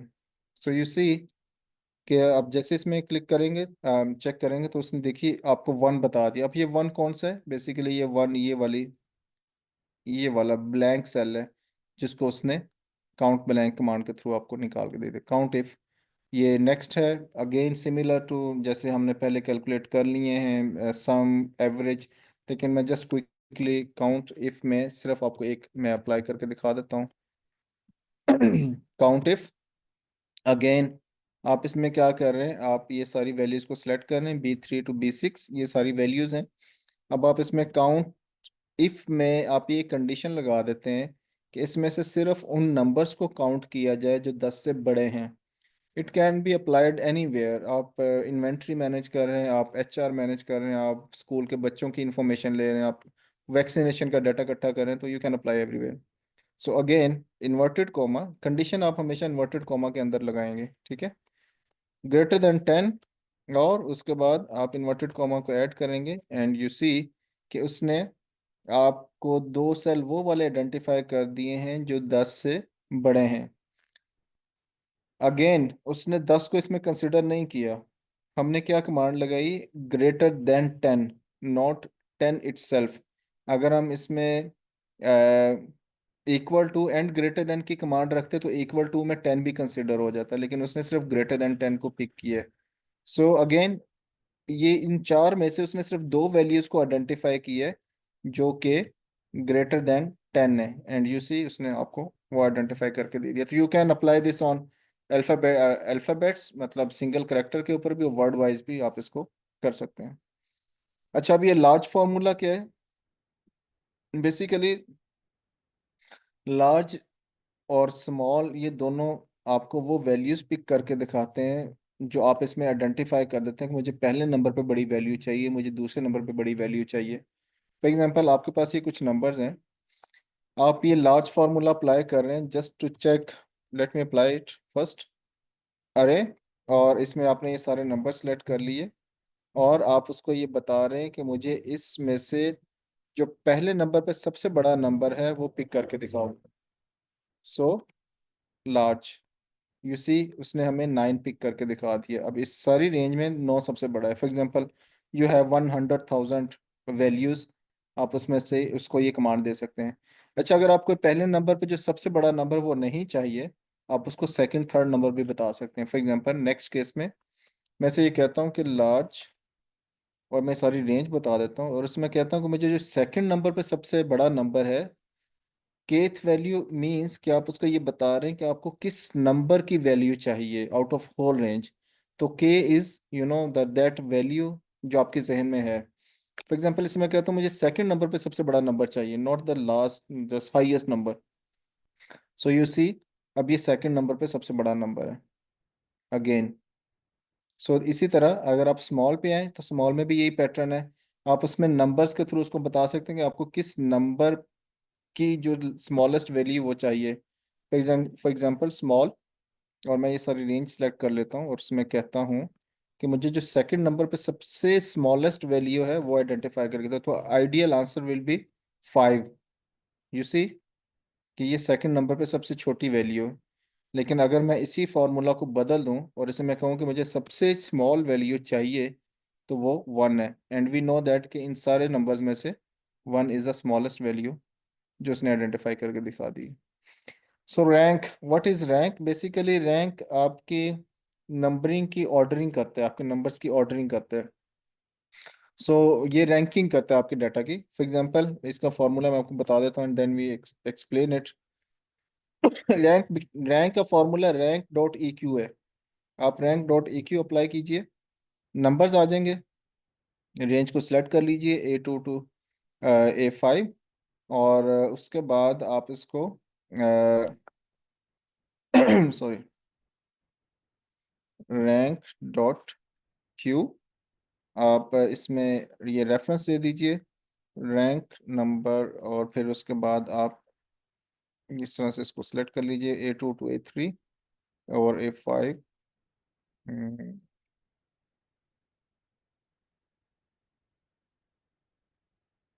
सो 1।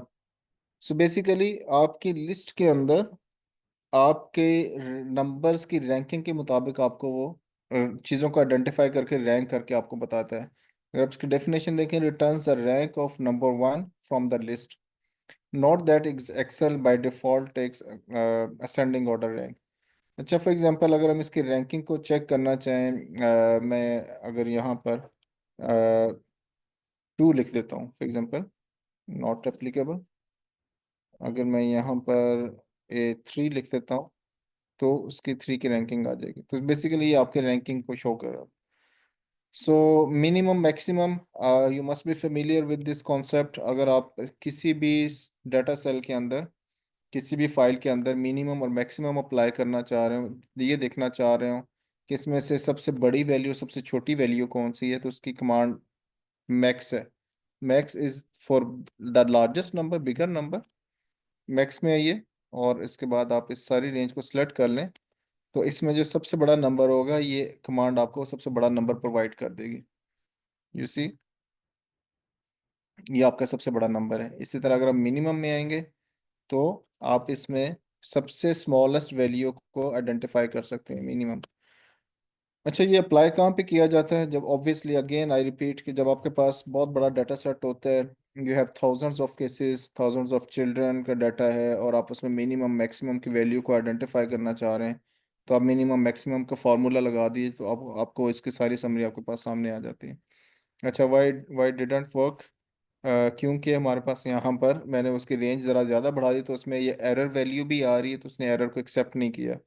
सो अगर मैं इसकी रेंज को इतना ही रखूं, late me do it again, minimum, और यू सी कि मैं इसको यहाँ पर ऐड कर दूं, तो सबसे स्मॉलेस्ट वैल्यू मेरे पास आ जाएगी। अगर दरमियान में आपके पास कोई एरर वैल्यू है तो फार्मूला उसको एक्सेप्ट नहीं करेगा। And we have checked it. For example, minimum A2 to A7, ये मैं सारी इस पे सेलेक्ट कर लेता हूँ, एंड अगेन जब हम अप्लाई करेंगे तो उसको उसने एक्सेप्ट नहीं किया। अगर मैं इसको रिमूव कर दूं तो फिर भी वो हमें रिमूव करने पे वो वन आंसर दे रहे हैं। सो आई होप आप लोग बोर नहीं हो रहे हैं। अगर आप बोर हो रहे हैं तो मैं थोड़ी सी ब्रेक ले लेता हूँ। Please let me know should I move on, और क्योंकि हमारी भी 2-3 फाइल्स और पड़ी हुई है। नहीं सब ठीक है, कंटिन्यू रखें सर। आपको समझ में आ रही सारी चीजें? आपसे रेडीमेड ही लग रही हैं आपको, मुझे लगता है।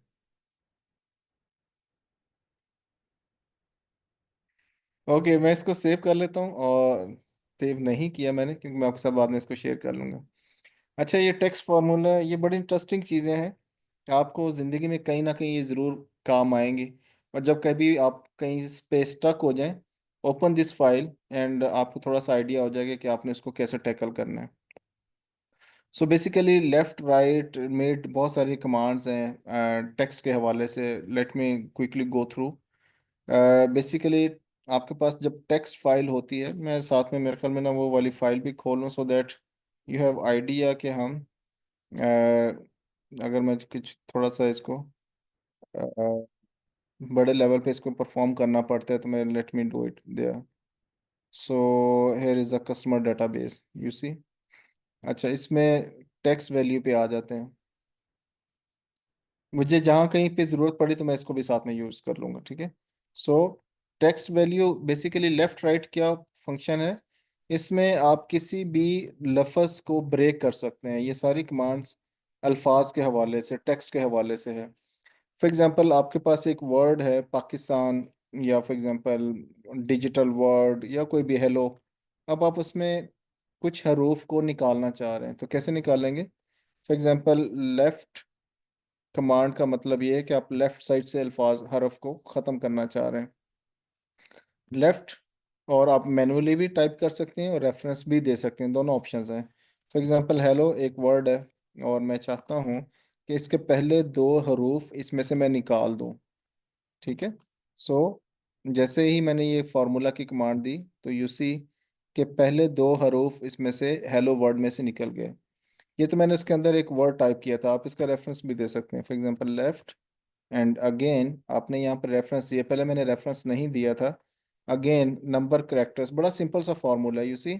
आपने रेफरेंस दिया और साथ में अगली चीज़ आपने क्या बतानी है, आपको कितने अल्फाज इसमें से निकालना चाह रहे हैं। फॉर एग्जांपल, मैं से कहता हूँ मुझे फर्स्ट 3 करेक्टर्स चाहिए, तो वो पहले 3 करेक्टर्स निकल जाएंगे, ठीक है। सो सिमिलरली आप राइट साइड पे आ जाइए, अब वही पैटर्न है, आप राइट साइड पे चीज़ों को हज़फ करना चाह रहे हैं, चीज़ों को निकालना चाह रहे हैं, एक्सट्रैक्ट करना चाह रहे हैं, तो राइट। अगेन आप यहाँ पर इसका रेफरेंस दे दीजिए और बता दें कि आपको आखिर में से कितने हरूफ चाहिए, 2 या 3 या 4।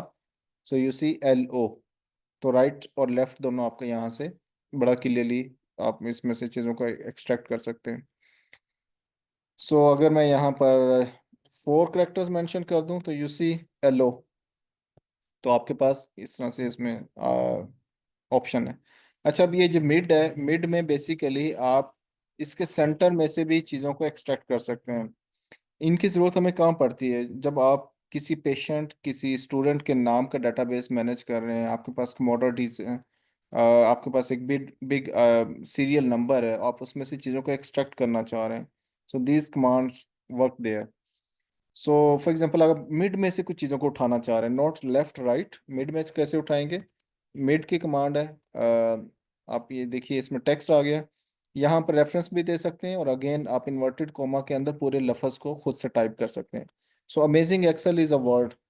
ठीक है, अब आपने इस कमांड के अंदर ये भी बताना है कि भाई साहब, आपने जो पिक करना है सेंटर में से, वो किस करेक्टर से पिक करना है, किसने करेक्टर नंबर से पिक करना है। If you see the formula, तो यहाँ पे लिखा हुआ है स्टार्ट नंबर, तब आप उसे बताएंगे कि आपको स्टार्ट नंबर क्या है। फॉर एग्जांपल मैं से कहता हूँ कि मुझे करेक्टर नंबर 4 से मुझे पिक करना है, मैंने अब ये स्टार्ट करेगा 4th नंबर से, remember that.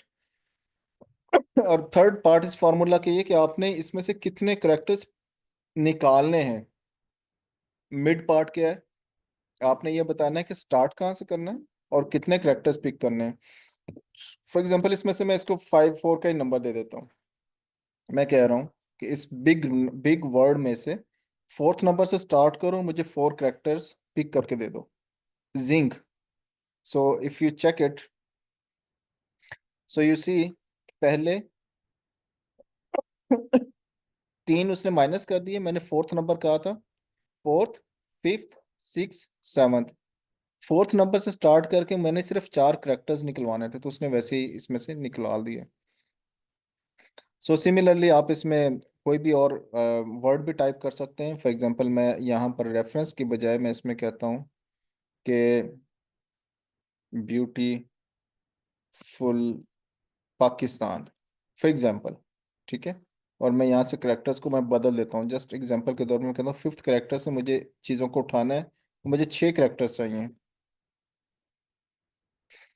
I am sorry, इसमें इन्वर्टेड कॉमा लगाना भूल गया, मैंने इन्वर्टेड कॉमा ही नहीं लगाया। सो इन्वर्टेड कॉमा भी लगा दिए, एंड यू सी कि उसने अकॉर्डिंगली मिड में से वो चीज़ों को उठा लिया। So similarly you can apply all this examples है, but this is very helpful command जब आपके पास एक बड़ा डाटा सेट है और आपने उसमें से चीज़ों को एक्सट्रैक्ट करना है।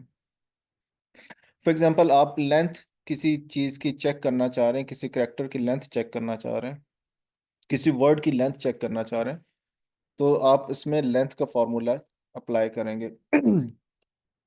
लेंथ, वेरी सिंपल कमांड, उसने आपसे कुछ नहीं पूछा, उसने कहा भाई साहब वो लफ्ज़ बता दो जिसकी लेंथ चेक करनी है, तो मैंने यहाँ पर वो रेफरेंस दी है, text, and here is 5 characters. For example, इसी को ही मैं हाईलाइट कर लेता हूँ और मैं यहाँ पे लिखता हूँ Pakistan, and I don't know कि पाकिस्तान के अंदर कितने करेक्टर्स हैं, 8 करेक्टर्स हैं। वर्ल्ड, एनीथिंग यू टाइप, तो आपको इतने करेक्टर्स मिल जाएंगे। लोर, वेरी यूजफुल कमांड, क्योंकि मैं इन सारी कमांड्स को मल्टीपल टाइम यूज़ कर चुका हूँ। When you have big data set और आपका डाटा ही बड़ा अजीबोगरीब इंटर हुआ हुआ है, डाटा एंट्री ऑपरेटर ने जहमत ही नहीं की कि उसको कैसे इंटर करना है, तो आप उसको कैपिटल को लोअर में कन्वर्ट कर सकते हैं, लोअर को कैपिटल में कन्वर्ट कर सकते हैं। कैसे? फॉर एग्जांपल, ये आपके पास एक वर्ड है हेलो, आप उसको स्मॉल में मेंशन करना चाह रहे हैं, लोअर कैरेक्टर्स में, सिंपली आपने क्या करना है, लोअर, और आपने भाई साहब उसका देना है reference, that's the only thing. Otherwise अगर आपके पास रेफरेंस नहीं है, तो आप उसको इन्वर्टेड कॉमा के अंदर उस वर्ड को टाइप टाइप कर दें, जैसे मैंने हेलो कैपिटल मेंशन किया था और उसको मैंने स्मॉल में कन्वर्ट कर दिया। So this is proper. Sometimes आपके पास ऐसा टेक्स्ट आता है, नाम होते हैं, एड्रेस होता है, दैट इज नॉट प्रॉपर। पहला लफ्ज, पहला हरफ वो लोअर में होता है, बाकी सारे कैपिटल में जा रहे हैं, डाटा एंट्री ऑपरेटर ने जैसे दिल किया वैसे इंटर कर दिया, तो आपको परेशान होने की ज़रूरत नहीं है। Excel gives you a complete solution. Excel ने आपको एक प्रॉपर की कमांड दे दी। फॉर एग्जांपल, आप यहाँ पर देख सकते हैं मेरे पास एक कमांड, एक वर्ड है अमेजिंग एक्सेल। अब इसका एक्सेल एक्स बड़ा है, बाकी सारा स्मॉल है, मुझे इसको अप्रोप्रिएट वे में लेके जाना है, and imagine if you have a big data set 5,000 10,000 cases, तो आप उसमें क्या हर एक के स्पेलिंग चेक करेंगे और उसको एडजस्ट करेंगे? There is a simple command, go for proper, proper, ठीक है, और आपने सिर्फ उसका रेफरेंस दे देना है, बाकी एक्सेल का काम है। You see, amazing excel, now it it make sense. हाँ जी, अब ये ठीक है। फॉर एग्जांपल यहाँ पर भी मैं बल्कि मुझे यहाँ पे तो ये देना नहीं चाहिए, मुझे यहाँ पे एंटर करना चाहिए था, खैर। फॉर एग्जांपल प्रॉपर में मैं ये यहाँ पे मेंशन कर देता हूँ, फरहान असलम या ABC कुछ भी, तो यू सी अब उसने दोनों को F.A कैपिटल कर दिया। Similarly you can check for this, it's awesome, उसमें भी ये how it works, let me check it, the same formula but मैं इसको A4 कर देता हूँ, you see it's awesome. So this is upper command. अगर आप इसमें किसी भी वर्ड को अपर में मेंशन करना चाह रहे हैं, जैसे अपर, आप हेलो को इसमें रेफरेंस के तौर पर मेंशन कर दीजिए, and hello will be like this. Replace, it's very important command. अगर आप टेक्स्ट में से, एक बिग टेक्स्ट में से आप कुछ हरूफ को रिप्लेस करना चाह रहे हैं, नॉट आप एक्सट्रैक्ट नहीं कर रहे हैं, आप सिर्फ रिप्लेस कर रहे हैं, how how that will work. For example मेरे पास ये दो एग्जांपल्स हैं यहाँ पर, मैं दोनों को परफॉर्म करके आपको दिखा देता हूँ। So click, type this replace formula. अब आपने इस गिवन पैटर्न के मुताबिक चीज़ों को इसमें एडजस्ट करना है। ओल्ड टेक्स्ट किस में से रिप्लेस करना है आपने? तो सबसे पहले आप यहाँ पर रेफरेंस देंगे, old text, press comma, start number, आपने किस नंबर से करेक्ट, उस वर्ड के किस नंबर से आपने रिप्लेस करना है? मेंशन 5, सॉरी थोड़ा सा गला खुश्क हो रहा है बोल बोल के, अपोलॉजिज। 5, आपने कितने करेक्टर्स रिप्लेस करने हैं? 4, पांचवें नंबर से आप स्टार्ट करना चाह रहे हैं, और आप 4 करेक्टर्स को रिप्लेस करना चाह रहे हैं विद व्हाट? New text. जैसे आप देखें, जैसे जैसे मैं कॉमा प्रेस करता जा रहा हूँ, मुझे वो खुद कमांड गाइड करता जा रहा है कि अब आपने यहाँ पे न्यू टेक्स्ट मेंशन करना है। सो मैं यहाँ पे कहता हूँ कि मुझे, फॉर एग्जांपल, वैसे तो मैंने स्टेरिक मेंशन किया, let me add this dollar sign for example, and we check it, it no, it didn't work, dollar sign उसने लिया ही नहीं। For and let me, oh sorry, inverted comma डालना भूल गया, डॉलर साइन तो मैंने डाल ही दिया था, इन्वर्टेड कॉमा। यू सी, इस बिग वर्ड में से मैंने पांचवें नंबर से चीज़ों को हज़फ किया, और पांचवें नंबर के बाद मैंने इसे कहा कि 4 करेक्टर्स को इसमें से आउट कर दो। अगर मैं आपको क्विकली इसको दिखा सकूं, तो उसने ये वाले 4 करेक्टर्स को रिप्लेस करके इसमें डॉलर साइन ऐड कर दिया, बाकी सब सेम है। I hope you getting it. मैं इसको हाईलाइट कर देता हूँ, यू सी, EFGH उसने इसमें से रिप्लेस कर दिया with dollar sign. So this is how you can apply this command. So let me perform another formula, the same formula with other example, replace. So here is A3 amazingexcel@gmail.com is an email ID। आप ये चाह रहे हैं कि आप @ के बाद वाला पोर्शन रिमूव कर दें इसमें से। सो आप इसमें स्टार्टिंग करेक्टर है 11, कॉमा, नंबर ऑफ करेक्टर्स कितने पिक करने हैं? 10। और मैं ये चाह रहा हूँ कि मैं जब इसको रिप्लेस करूँ, तो मैं इसको इसमें कुछ ऐड ना करूँ, सिर्फ ये कि वो ब्लैंक हो जाए, ठीक है।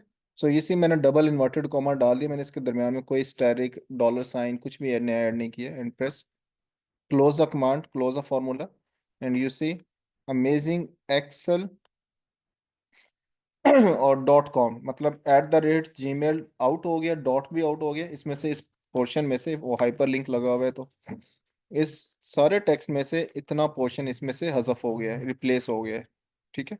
So this is how you can apply this command. So what is substitute? Replace और सब्स्टिट्यूट में एक फ़र्क है। Let me perform this one. Substitute क्या करता है, आप इसमें सब्स्टिट्यूट में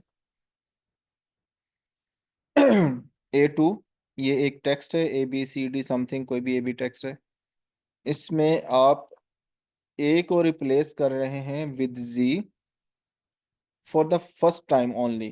ठीक है, सब्स्टिट्यूट और रिप्लेस का मैं फ़र्क अभी आपको बता देता हूँ। A2 is the reference cell, inverted comma में A है, और मैं ये चाह रहा हूँ कि मैं इस कमांड के थ्रू जहां पर पहले नंबर पे A आ रहा है उसको Z से रिप्लेस कर दे। Not all A's, remember that, not all A's, only number 1 A। और मैं इसको यहाँ पर वन वन के साथ ये मैं कंडीशन लगा रहा हूँ कि मुझे सिर्फ पहले वाला A रिप्लेस करना है, नॉट ऑल।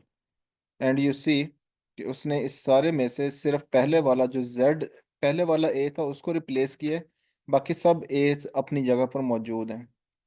सिमिलरली अगर आप इसे कहते हैं कि मुझे पहले नंबर वाला नहीं, मुझे लेट से 1 2 3 4 5वें नंबर वाला ए जो है उसको रिप्लेस करना है, so let me try this what happens.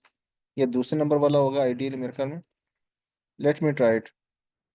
Yes, अब मैंने उसमें सेकंड कमांड में इस फार्मूला में मैंने उसको ये कहा है कि मुझे सेकंड नंबर पे ए रिप्लेस करना है, नॉट फर्स्ट और नॉट द लास्ट वन। ठीक है, तो उसने सेकंड नंबर पे जेड को ए को रिप्लेस करना है। एंड यू सी कि यहाँ पर इस टेक्स्ट के अंदर आपको फिफ्थ नंबर पे, आई गेस फिफ्थ नंबर पे जो ए था उसने उसको रिप्लेस कर दिए। ठीक है, so this is how you can apply this replace and substitute command.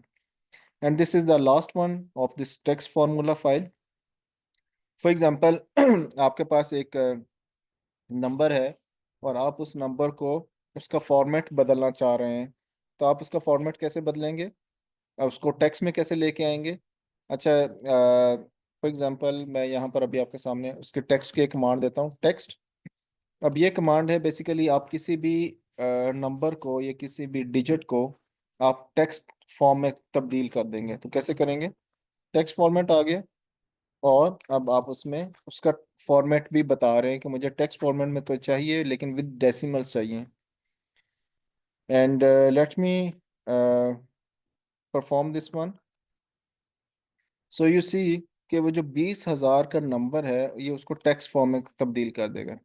And you see what happened, remember that excel में, एक्सेल की ये प्रॉपर्टी है, एक्सेल का ये सेटिंग या मैकेनिज्म है कि एक्सेल में जो भी नंबर इंटर होगा वो हमेशा राइट साइड पे जाएगा। फॉर एग्जांपल मैं यहाँ पर आपको एक नंबर इंटर करके देता हूँ, 10,000। यू सी, ये जैसे ही मैं प्रेस इंटर प्रेस करूंगा तो ये राइट साइड पे चले जाएगा, और जैसे ही मैं एक वर्ड टाइप करूंगा तो वो राइट साइड पे नहीं जाएगा, वो लेफ्ट साइड पे रहेगा। ठीक है, तो इसमें क्या हुआ है, इस टेक्स्ट में बेसिकली इस नंबर को हमने एक फार्मूला, टेक्स्ट का फार्मूला अप्लाई करके विद डेसिमल्स, जो कि हमने यहाँ पे फॉर्मेट में खुद ही उसको बता दिया, उसने उसको इस नंबर को टेक्स्ट में शिफ्ट कर दिया है। इसी तरह अगर मैं चाहता हूँ कि मैं इसमें एक और मज़ीद टेक्स्ट ऐड कर दूँ, तो press A2, A2 for example Abdullah and inverted comma did cells of, ये आप एक नंबर के साथ एक स्टेटमेंट को जोड़ रहे हैं तो वो कैसे करेंगे? ऑफ एंड टेक्स्ट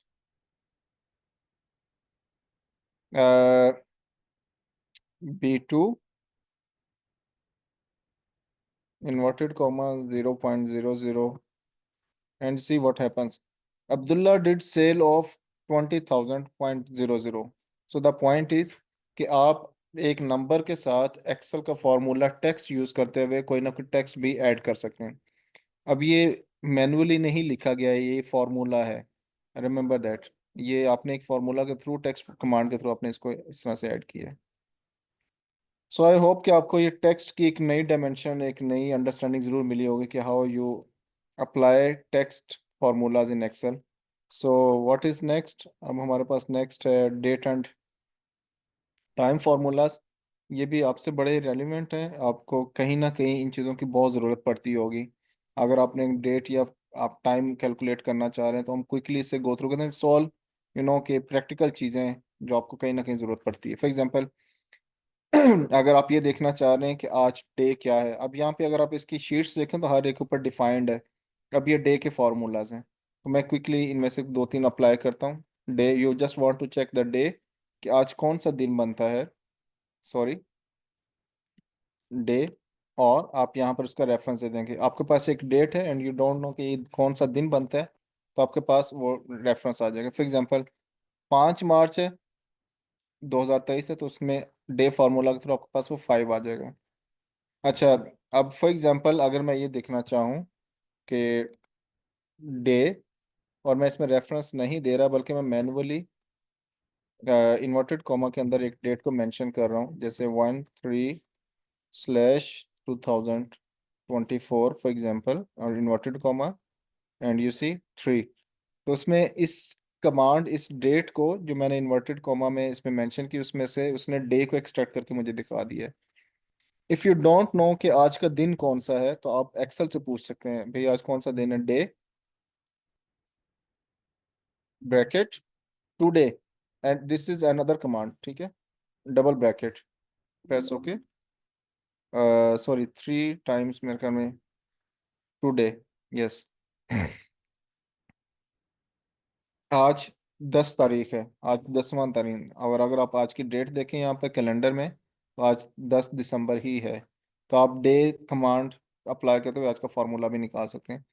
अगर आप ये देखना चाह रहे हैं कि आज के दिन में अगर मैं 10 दिन और ऐड कर दूं तो क्या दिन होगा, तो आप इसमें ये फार्मूला अप्लाई कर सकते हैं, today +10।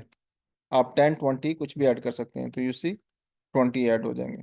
So this is how you can find different, you know, day related चीज़ें इसमें आप कैसे फाइंड आउट कर सकते हैं। So this is time formula. Hours की बात कर रहे हैं, फिर इसके बाद मिनट्स हैं, हम क्विकली इसमें से गुजरते हैं। सो for example you have time, आप इसमें से ये देखना चाह रहे हैं कि ये कौन सा घंटा है, फॉर एग्जांपल, सो आवर्स, और आप यहाँ पे उसको रेफरेंस दे दीजिए, और आपको ये बता देगा कि ये 11वां घंटा है। फॉर एग्जांपल आप A3 पे आ जाएं, और 3 PM, आप जैसे ब्रैकेट क्लोज करेंगे तो उसने आपको ये नहीं कहा कि ये 3 PM है, उसने आपको 24 आवर्स क्लॉक के अंदर आपको ये बता दें कि ये 15 है। सो सिमिलरली मैं इस फोर्थ पे आता हूँ, जो कि मैंने 3.00 मेंशन किया हुआ है। अब इसमें एक्सेल को नहीं पता कि ये, और मुझे भी नहीं पता कि ये AM है या PM है, तो ये क्या होना चाहिए। सो उसको उसने 3 ही कंसिडर किया है। सो फॉर एग्जांपल आपके पास एक नंबर है, सीरियल नंबर है, मैं आपको इसका भी थोड़ा सा बैकग्राउंड बता देता हूँ। और उसके बाद अगर आप इसके 5 के ऊपर क्लिक करें, तो आपको ये बता देगा कि ये 3 आवर्स है।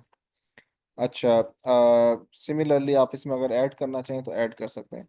सो आपने एक चीज़ नोट की होगी, बल्कि वो मैं डेट में आपको एक्सप्लेन करता हूँ जाके, कि हर और या हर एक डेट के पीछे एक सीरियल नंबर होता है। For example, let me quickly do it, फिर मैं उसके ऊपर आपको एक्सप्लेन करता हूँ वो सीरियल नंबर कैसे काम करता है। So again this is just like, और मैं इसमें सिर्फ एक फार्मूला अप्लाई कर देता हूँ। आप इसमें सिर्फ मिनट को देखना चाह रहे हैं कि कितने मिनट हुए, फार्मूला अप्लाई कर दीजिए serial number, for example 3 point 3.5 हुए, तो आप इसको ब्रैकेट को क्लोज कर दीजिए, 30 minutes. So this is you can. अच्छा, ये मिनट्स और ये और कहाँ पे काम करते हैं, जब आप कहीं पे कोई टाइम कैलकुलेशन कर रहे हैं और उसमें आपको इस तरह के फार्मूलाज अप्लाई करने पड़ते हैं, सो दैट आप उसमें से मिनट्स को एक्सट्रैक्ट कर लें, एग्जैक्ट मिनट्स को भी आइडेंटिफाई कर सकते हैं। फॉर एग्जांपल आपने एक, आपके पास एक डाटा सेट है, interview starting time, interview ending time, आप उसमें से इस फार्मूला के थ्रू मिनट्स को एक्सट्रैक्ट करके साइड पे लेके जाके उसका एनालिसिस कर सकते हैं। So this is how you can perform this kind of activities. So बाकी सारी चीज़ें वो और वाली हैं, हम इस पे डेट पे आते हैं। मैं आपको एक चीज़ जो बताना चाह रहा था वो ये कि जब भी आप एक्सेल में कोई भी डेट देखते हैं, मिसाल के तौर पे आज की डेट है 12/10/2024। सो ये आज की डेट है, लेकिन इस डेट के पीछे एक्सेल का एक सीरियल नंबर चल रहा होता है। Let me show you. Format cell पे जाएंगे, सो यू सी कि ये एक डेट फॉर्मेट है, लेकिन अगर इसको मैं जनरल पे कंसिडर कर लूँ तो ये आपको सीरियल नंबर लेके, तो आप एक्सेल के अंदर हर डेट के पीछे ये सीरियल नंबर है। ये सीरियल नंबर क्या करते हैं बेसिकली, ये एक्सेल जब से डेवलप हुआ, जब से ऑफिशियली ये अनाउंस किया गया, एक्सेल जब ऑफिशियली यूज़ होना शुरू हुआ उस दिन से लेके आज तक के नंबर ऑफ डेज हैं, तो उसके डिफरेंट फॉर्मेट्स हैं। अब अगर आप इसी नंबर को 45,636 दिन समझ सकते हैं, इसको अगर आप डेट फॉर्मेट में लेके जाएंगे तो आप इसमें कोई भी डेट फॉर्मेट यहाँ पर अप्लाई कर सकते हैं। फॉर एग्जांपल मैं यहाँ पे मार्च अप्लाई करता हूँ, यू सी, तो वो यहाँ पर उसको दिसंबर 10 2024 में रिफ्लेक्ट कर देगा। ठीक है। सो ये एक उसका एक मैकेनिज्म है, इसलिए आपको बहुत सारे एग्जांपल्स के अंदर ये नज़र आ रहे होंगे, ये वाले डिजिट्स। जब आप इसको ऑर्स में कन्वर्ट करेंगे तो आपके पास वो फिर अकॉर्डिंगली वैसा ही टाइम आ रहा होता है। सो यू सी, वो जो सीरियल नंबर था उसको जब मैंने टाइम जोन में कन्वर्ट किया, टाइम फॉर्मेट में, तो उसने उस सीरियल नंबर को इस तरह से रिफ्लेक्ट किया है। सो डेट आ गई हमारे पास। डेट बड़ी इंपॉर्टेंट चीज़ है। कैसे? फॉर एग्जांपल आपके पास तीन कंपोनेंट्स है, आपके पास एक ऐसा डाटा सेट है जिसमें डेट है ही नहीं। आपके पास एक कॉलम में ईयर आ रहा है, एक कॉलम में मंथ आ रहा है, एक कॉलम में डे आ रहा है। जब डेटाबेस डेवलप की गई तो उसमें डेट को एज पर मेंशन ही नहीं किया गया कि ये डेट फॉर्मेट है, उन्होंने तीन कॉलम्स जनरेट कर दिए। सो अब आप उसको कंपाइल कैसे करेंगे, कंबाइन कैसे करेंगे? ठीक है। So this is a date format. सबसे पहले आप यहाँ से ईयर ले लें, दूसरे कॉलम से आप महीना उठा लें, तीसरे कॉलम से आप डे उठा लें, तो ये फॉर्मेट आपको डेट जनरेट करके दे देगा। That's why this is very much important, so that कि आप बजाय इसके कि आप इसको एडअप करने का सोच रहे हो, माइनस प्लस करने का सोच रहे हो। सो सिमिलरली अगर मैं यहाँ पर चाहता हूँ कि मेरे पास जो आज की या ये जो मेरे पास डेट मेंशन है ये वाली, इसमें मैं 10 दिन और ऐड करके देख लूँ कि इस गिवन डेट के ऊपर अगर मैं 10 या 20 दिन और ऐड करूँ तो क्या नंबर होना चाहिए।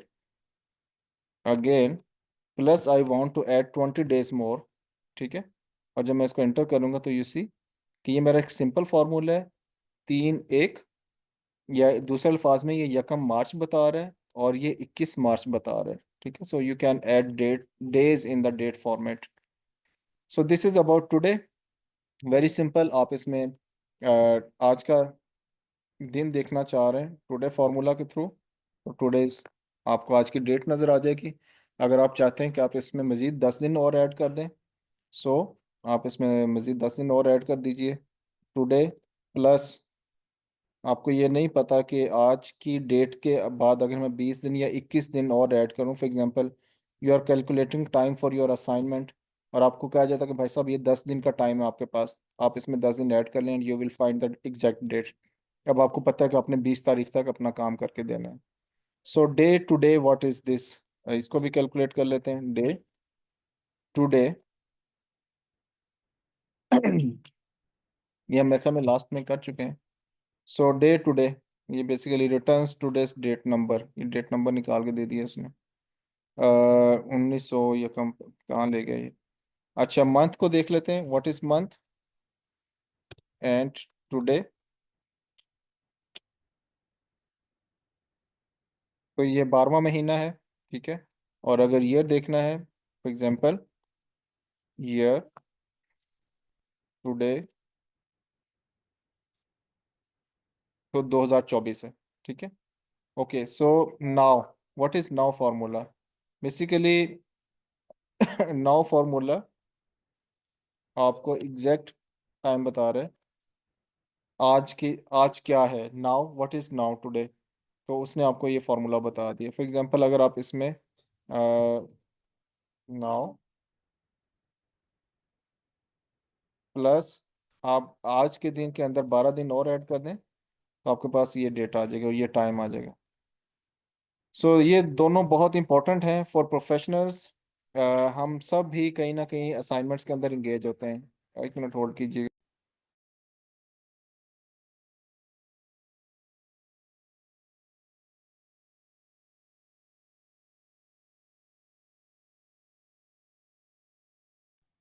अच्छा ये देखिए, ये बड़ा इंपॉर्टेंट है और हमें कहीं ना कहीं इस फार्मूले की बहुत ज़रूरत पड़ती है। ये नेटवर्क डेज हैं। नेटवर्क डेज क्या होते हैं? बेसिकली ये आपको वो दिन और वो टाइम बताते हैं जिस डेट के ऊपर आपको कोई डिलीवरेबल होता है। फॉर एग्जांपल, मेरे पास ये 3 डेट्स हैं और मैं ये देखना चाह रहा हूँ कि मेरे पास इन डेट्स को काउंट करते हुए मेरे पास कितने नंबर ऑफ डेज हैं जिसके अंदर मुझे अपनी असाइनमेंट कंप्लीट करनी है। फॉर एग्जांपल, आपको एक प्रोजेक्ट मिल गया है and you are given time कि आपने 3 मार्च से ये अपना प्रोजेक्ट शुरू करना है और आपने 26 मार्च तक, 26 जून तक आपने अपना टास्क कंप्लीट करके देना है। So you have to calculate the days कि उसमें आपके हॉलीडेज को कैसे आपने आइडेंटिफाई करना है, कैसे उसमें चीज़ों को फाइंड आउट करना है। So let me do it. Network days. मेरी बेटी मेरे बिल्कुल साथ बैठी है, सॉरी फॉर दैट, बस वो थोड़ा सा अपना खेल रही है तो just ignore that. Network days, you see. अच्छा, अब इसमें आपने स्टार्टिंग डेट दे देनी है। This is a starting date, just assume this is the first date of your contract, जिस दिन आपका कॉन्ट्रैक्ट साइन हो रहा है, and you have to check the time. ठीक है, एंड डेट। ठीक है, और ये आपने सिंपली इसमें 2 डेट्स इसमें मेंशन कर दी। तो आपके पास इन 2 डेट्स के दरमियान सिर्फ 73 डेज हैं। अच्छा, अब 73 डेज के अंदर सैटरडे संडेज इंक्लूडेड नहीं है, ठीक है ना, वीकेंड्स इंक्लूडेड नहीं है। अच्छा, फॉर एग्जांपल ऐसा कोई सिनेरियो हो जाता है कि आपकी 3 नेशनल हॉलीडेज भी आ रही हैं और अब आपने उनको भी काउंट करना है।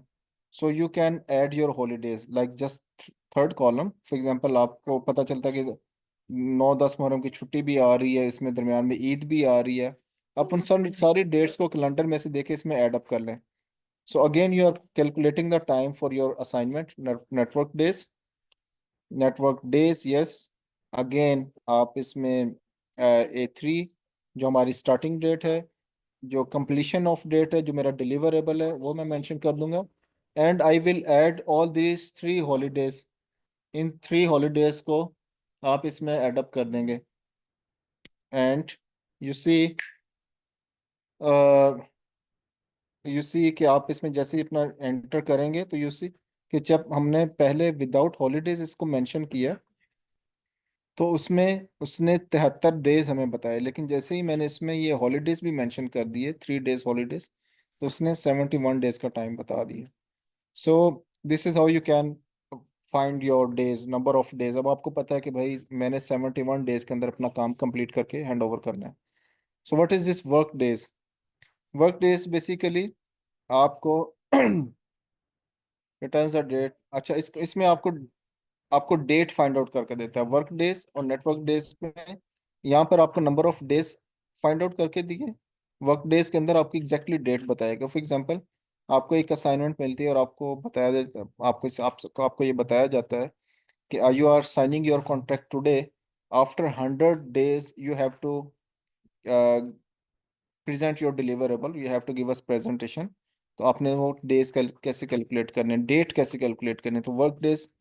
Again, work days, this is not network, this is simple work days. Start date, this is a start date। और अगेन जैसे ही आप इस पे कॉमा एंटर करेंगे तो यू सी डेज, हॉलीडेज। तो आपको पता है कि आपका 100 डेज का आपका टाइम पीरियड है। और आप इसको अगर एज इट इज कैलकुलेट कर लें तो अब आपको ये पता चल गया कि अगर मुझे ये असाइनमेंट 3 फरवरी को मिली है और मेरे पास 100 डेज का टाइम है। वाई मैं इसको फरवरी क्यों कह रहा हूँ? क्योंकि हमारा जो मिडिल नंबर होता है डेट के अंदर, वो एक्सेल अपनी सेटिंग के मुताबिक मंथ कंसिडर करता है और पहले नंबर को एज डे कंसिडर करता है। सो 3 फरवरी को मेरी जो असाइनमेंट स्टार्ट हो रही है, 100 डेज का मेरे पास टाइम पीरियड है। तो दिस फॉर्मूला वर्क डेज आपको वो 20 जुलाई तक आपको you have to give it back. तो आपको 20 जुलाई तक का टाइम है। फॉर एग्जांपल, अब अगर आप ये चाहते हैं कि आप इसमें ये भी कैलकुलेट कर लें कि अगर इसमें छुट्टियां हैं तो मेरी डेट क्या बनती है, अगेन सिमिलरली पहले वाला पैटर्न।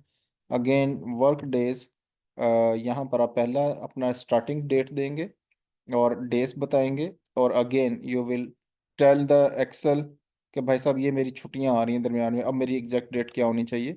सो यू सी, ये 20 जुलाई था, ये 25 जुलाई है। उसने आपकी छुट्टियों को भी कैलकुलेट करके तो आपको उसमें इसने आइडेंटिफाई कर दिया कि आपके पास utilize your deadline. So you have to work accordingly. So this is very useful formula. So it's all done about date formatting, date formulas. मैं इसको close कर रहा हूँ and we have to rush for two. ये हाँ, ये बड़ी simple सी files हैं. बहुत ज़्यादा formulas नहीं है. Just give me just 20-30 minutes, 20 minutes max. इंशाल्लाह I'll try कि मैं 20 मिनट के अंदर इसको conclude कर दूँ. Although I know कि 4 मिनट बाकी हैं, लेकिन stay with me, okay? So logical formula, ये सारे बड़े काम के फार्मूलाज हैं. अच्छा, अब एंड और इफ एरर्स ये सारी चीज़ें हैं, मैं जस्ट क्विकली इसमें से गुजरूंगा. अच्छा, एंड फार्मूला क्यों यूज होता है? जब आपके पास ऐसा कोई फार्मूला है, ऐसी कोई कंडीशन है जिसमें आपको लगता है कि दोनों कंडीशन ठीक हैं, तो वो ट्रू बताएगा, और अगर उन दोनों में से कोई एक ठीक ना हो तो उसका क्या स्टेटस होगा. फॉर एग्जांपल, मैं आपको यहाँ पर वर्ड्स में भी जो रेफरेंस है उसमें भी और नंबर्स में भी इसको परफॉर्म करके दिखाता हूँ. एंड फार्मूला क्या करते हैं? फॉर एग्जांपल A2, पहले मैं इसकी स्टेटमेंट आपको बता दूं. And formula returns true if all its arguments are true, returns false if one or more arguments are false. ये ट्रू सिर्फ उस सूरत में बताएगा जब दोनों कंडीशंस ठीक चल रही हैं. अगर दोनों में से कोई एक भी खराब होगी, लॉजिकली नहीं होगी, तो ये एरर दे देगा, या उसमें आपको बताएगा ये फॉल्स है. फॉर एग्जांपल एंड मैं इसको, sorry, again and, yes, logic number 1, true is equal to true and false. Just ये मैं आपको वर्ड्स में बता रहा हूँ. सो यू सी फॉल्स क्यों? क्योंकि अगर मैं इस एंड कमांड के साथ दोनों में ट्रू लिखता, जैसे true and true, you see दोनों वर्ड्स ट्रू हैं, तो ये ट्रू होगा, ठीक है. लेकिन जैसे ही मैंने इसको कंडीशन में ये बताया कि पहला तो ट्रू है और दूसरा फॉल्स है, तो एंड ने उसको लॉजिकली एक्सेप्ट नहीं किया और उसने उसको फॉल्स कर दिया. Let me give you numeric example. For example मैं इसे कहता हूँ एंड कमांड है, और 3 is greater than 1, ठीक है, and 3 is equal to 3. There are two conditions with and formula, and see what happens. True, yes. मुझे पता है कि 3 is greater than 1 and 3 is equal to 3, that's fine. लेकिन for example अगर मैं यहाँ पर इस 3 is greater than 1 की बजाय मैं 4 कर देता हूँ, तो दोनों में से एक कंडीशन फुलफिल नहीं हो रही. It will return the answer as false, you see, false. तो एंड फार्मूला में दोनों कंडीशंस का सेम होना बहुत ज़रूरी है. अच्छा, और फार्मूला में आ जाते हैं. और में और चक्कर है, और में और चक्कर ये है कि इसमें आपको दोनों में से कोई एक चीज़ भी होगी तो वो मान लेगा. और फॉर एग्जांपल, और ट्रू और फॉल्स. अब दोनों में से एक ट्रू है, तो और फॉर्मूला क्या करेगा? दोनों में से एक चीज़ तो मिल रही है ना भाई साहब, वो उसको और ट्रू कर देगा. फॉर एग्जांपल, और 3 is greater than 1, और 3 is less than 3. For example, अब दोनों में से एक कंडीशन ठीक है, दूसरी ठीक नहीं है, तो भी ये इसको ट्रू कंसिडर करेगा. You see, true. For example, अगर मैं इसको ये कहता हूँ कि 3 is greater than 3 and 3 is less than 4, ठीक है, तो भी ये ट्रू होना चाहिए क्योंकि दोनों बातें ठीक हैं. लेकिन अगर मैं इसे ये कहता हूँ कि 3 is less than 2, तो देखते हैं क्या करते हैं. ट्रू. तो ये सारी कंडीशन इसमें ठीक जा रही हैं. फॉर एग्जांपल, आप इसमें 10 कर देते हैं, और 10 is less than 2, और 3 is greater than 4. अब ये दोनों कंडीशन गलत हैं, दोनों लॉजिक्स गलत हैं, और कमांड है. अब ये फॉल्स करेगा. क्यों? क्योंकि उसको दोनों में से कोई एक कंडीशन ऐसी नज़र नहीं आ रही जो इसमें से ठीक हो. अगर आपने 4 लॉजिक्स अप्लाई की, 4 में से 2 ठीक हैं, 2 गलत हैं, तो उसको ट्रू कंसिडर करेगा. अगर 4 की 4 ही गलत हैं तो उसको फॉल्स कंसिडर करेगा. सो this is how it works. If command, very important command. आपको बहुत सारे मैथमेटिक्स के अंदर ये चीज़ें नज़र आ रही होंगी, बहुत सारे एक्सेल फाइल्स के अंदर होती हैं. For example, if command logical है. आप इसमें एक लॉजिक देते हैं, आप कहते हैं कि if this cell is greater than let's say 8, ठीक है, तो इसको राइट कंसिडर करें, और अगर ये ऐसा नहीं है तो रॉन्ग कंसिडर करें। आप इसमें कुछ भी मेंशन कर सकते हैं, इन्वर्टेड कॉमास के अंदर आप कोई भी वर्ड मेंशन कर सकते हैं। आप ये भी मेंशन कर सकते हैं पास और फेल, ठीक है ना, और anything, incorrect, correct, right, wrong, pass, fail, what you want to mention, ठीक है। You see, right. अच्छा, हाउ? फॉर एग्जाम्पल, अगर मैं इसको, आई नो दैट के A2 this 10 is greater than 8, this understood कि ये राइट ही होगा। फॉर एग्जाम्पल, मैं इसको ये कहता हूँ, दिस 10 जो हाईलाइटेड है A2 रेफरेंस नंबर, ये मैं कहता हूँ ये 18 से बड़ा है, मिसाल के तौर पे, and you will see the answer wrong. क्यों? क्योंकि मैंने इसके ऊपर राइट और रॉन्ग की कमांड अप्लाई की हुई, जैसे ही उसकी लॉजिक फुलफिल नहीं हुई, उसने उसको रॉन्ग में कन्वर्ट कर दिया। So again this is again वही चीज़ है, मैं इसको रिपीट कर देता हूँ। If A2 is less than 10, जो कि ऑलरेडी 10 ऑलरेडी मेंशन है, less than 10, and we see what happens, right और करेक्ट, ठीक है, inverted comma, and you see false. A2 is less than, not is less than, it's equal to 10, not less than। For example, मैं यहाँ पर number change कर देता हूँ, 20 कर देता हूँ, and we see what happens, right. अच्छा, इसमें तो हमने वो A2 में, yes it's A2 is less than 10, इसको फॉल्स होना चाहिए, यस फॉल्स। अगर ये A2 is greater then 10, yes, इसको अगर मैं इसका ये चेंज कर दूं तो यू सी करेक्ट, तो करेक्ट और रॉन्ग, फॉल्स, वो सारी चीजें इस तरह से होंगी। अच्छा, इफ एरर्स, अगर आप चाहते हैं कि आप कोई कैलकुलेशंस कर रहे हैं और आप उसमें एरर को ऐड करना चाहें, तो आप एरर को ऐड कर सकते हैं। फॉर एग्जांपल, अगर आपका आंसर ठीक नहीं तो इसमें एरर आपको नजर आना शुरू हो जाए। मिसाल के तौर पे मेरे पास ये 3 वैल्यूज हैं, और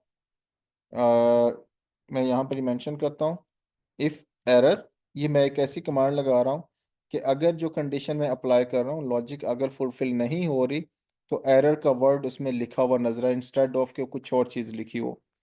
फॉर एग्जाम्पल, मैं कहता हूँ कि A3 is greater then, is A3 divided by A4, ठीक है।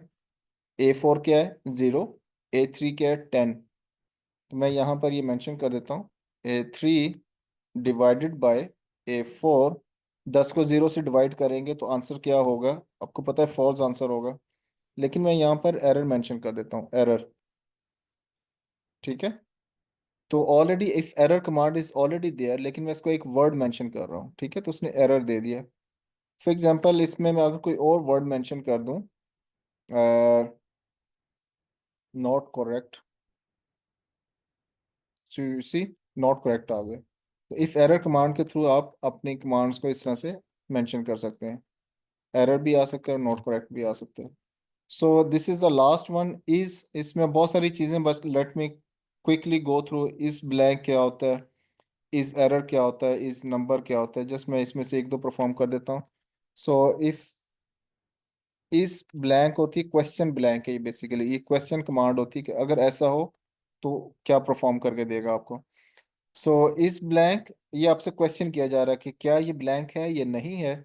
सो blank, yes, A2 is blank, जो कि ऑलरेडी इसमें मेंशन है, ट्रू। तो ये लॉजिकल है कि आप इसे पूछ रहे हैं कि क्या ये वाला सेल ब्लैंक है या नहीं। फॉर एग्जांपल, अगर मैं इसको A5 कर दूं, यू सी, तो मैं इसका आंसर देखूंगा, ये फॉल्स आ जाएगा, फॉल्स।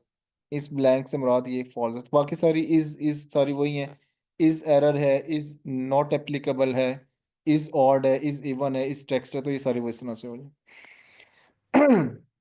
सो आई होप कि आपको यहाँ तक ये सारी चीज़ें समझ में आ गई हैं। बस ये लास्ट एक फाइल है जो मैं आपके सामने रखूँगा, ये है लुकअप, वेरी इंपॉर्टेंट। बहुत सारी जगहों पे ये अप्लाई करनी पड़ती है, तो आपको इसका अंदाज़ा होना चाहिए कि ये, आपको पता होना चाहिए कि हाउ इट वर्क्स। सो ये लास्ट 4 कमांड्स हैं, then we conclude it, may be hardly 5 minutes more इंशाल्लाह। सो यू सी कि मेरे पास एक टेबल है, ये प्रोडक्ट नेम है, प्रोडक्ट कोड है, क्वांटिटी है, प्राइस है। Imagine you have a file जिसमें 1000 इन्वेंट्रीज हैं और आप उसकी प्राइस और क्वांटिटी को देखना चाह रहे हैं। So here V lookup command works.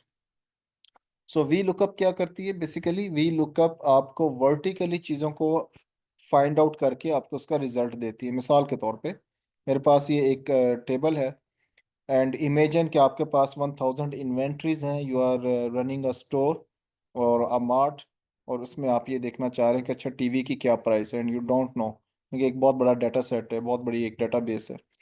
तो वी लुकअप में आप उस स्पेसिफिक आइटम की कोई भी इंफॉर्मेशन निकाल सकते हैं। उसका कोड क्या है वो निकाल सकते हैं, उसकी क्वांटिटी क्या है वो निकाल सकते हैं, उसकी प्राइस क्या है वो निकाल सकते हैं।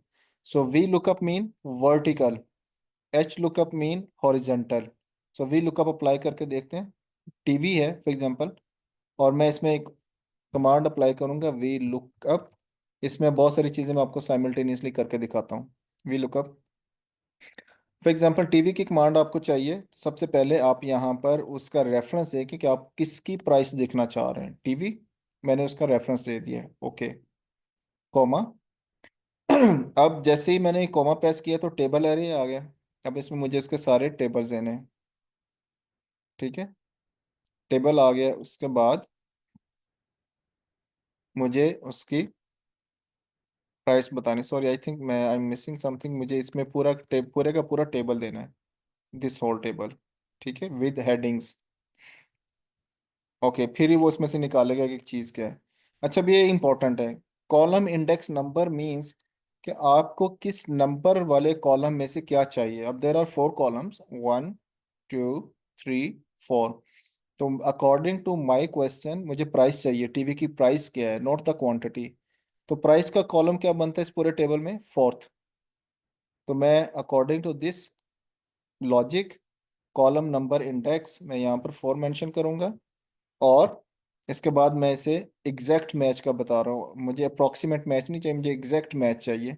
सो देर आर 2 ऑप्शंस। आप इसको मैनुअली भी क्लिक कर सकते हैं, जैसे मैंने मैनुअली क्लिक किया तो फॉल्स हो गया। अब मैं यहाँ पर इसको क्लोज करता हूँ, and you see 231।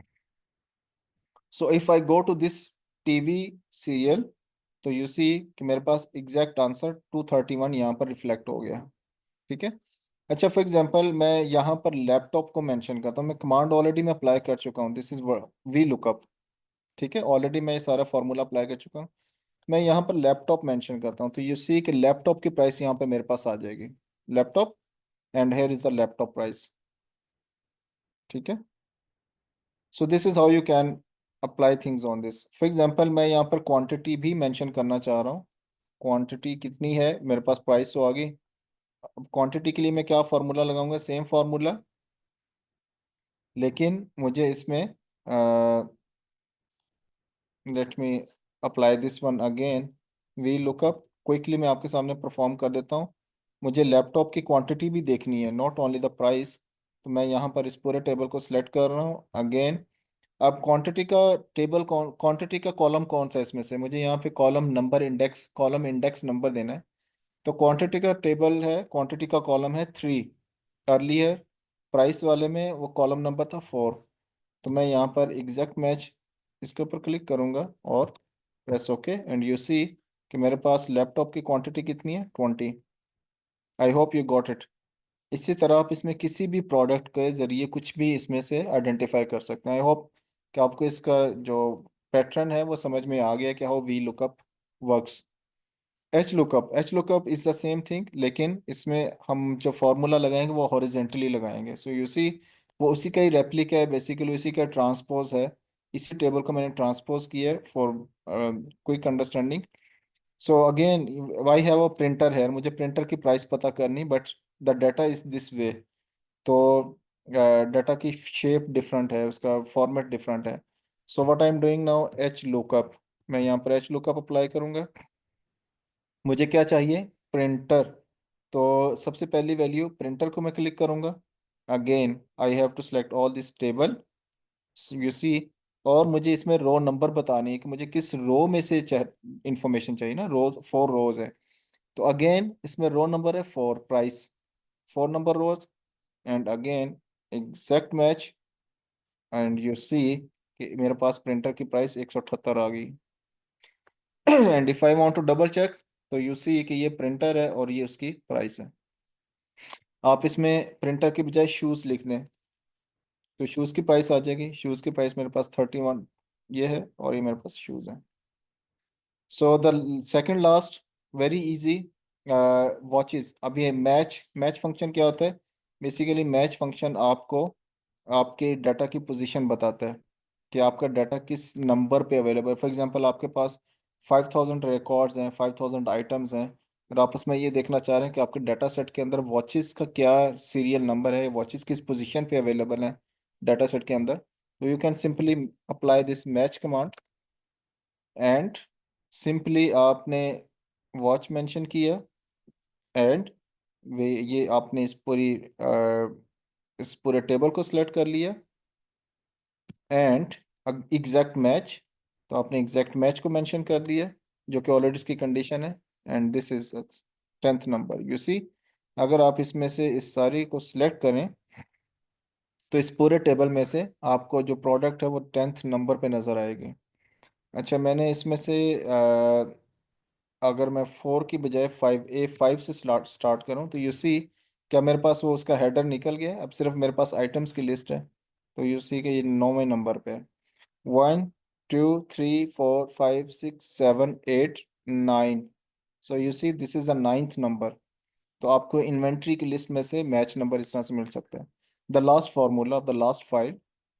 By the way, I am very much surprise कि आज हमारे 7 लोगों ने क्लास ज्वाइन की थी और 7 के साथ अभी तक हाजिर हैं। It's very interesting. So this is the last formula. Index क्या करता है बेसिकली? ये आपको आप उसको कोई ना कोई नंबर, कोई रेंज बताते हैं हॉरिजेंटली वर्टिकली, और वो आपको एग्जैक्ट वैल्यू उसमें से निकाल कर दे देता है। सो इंडेक्स फार्मूला क्या करेगा? आपको इन नंबर्स में से अकॉर्डिंग टू योर नंबर जो आप प्रपोज कर रहे हैं उसके मुताबिक वैल्यू निकाल के दे देगा। How it works, for example index B3, आपने इस सारे में से इस सारी रेंज को सिलेक्ट कर लिया। मेरे पास ये सारे नंबर्स हैं, ठीक है।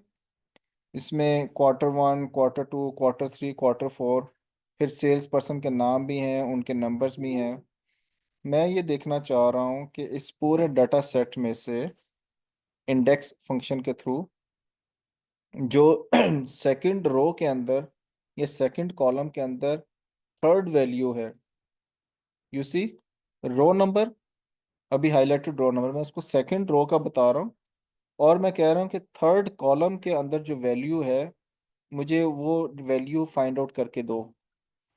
So you see how it works. तो उसने मुझे 29 अप्लाई करके दे दिया है, and let me show you how it works. मैंने इस कहा कि ये मेरा डाटा सेट है, 4 क्वार्टर्स की इंफॉर्मेशन है, सेल्स नंबर्स हैं, उनके नाम भी मेंशन है। मैं ये कह रहा हूँ कि सेकंड रो में से third column, this is the second row, if you see, ये मेरे पास टोटल 3 रोज हैं। सेकंड रो थर्ड कॉलम, मैंने फार्मूला लगाया और उसने एग्जैक्टली मुझे उसमें से वो नंबर आइडेंटिफाई करके दे दिया। So this is how index works. आप इसमें किसी भी डाटा सेट के अंदर कोई भी कॉलम, कोई भी रो के अंदर जो वैल्यू गिवन है, जो आप उसको आइडेंटिफाई करना चाह रहे हैं, it's a big data set. Again 5000 10,000 data set, house holds का रिकॉर्ड है, कस्टमर्स का रिकॉर्ड है, या इन्वेंट्रीज हैं। आप उसमें से उसको ये इंडेक्स बताएंगे तो आपको एग्जैक्टली वो नंबर निकाल के उसमें से दे देगा। So this is all from my side. I hope कि आप आज के लेक्चर में कम से कम बोर नहीं हुए होंगे। यू माइट बी, आपने कुछ नई चीज़ें सीखी होंगी बड़ी speedily. If you have any comments you can ask, otherwise already 15 minutes over. So अगर आपका कोई क्वेश्चन नहीं तो हम इसको कंक्लूड करते हैं। Over to you.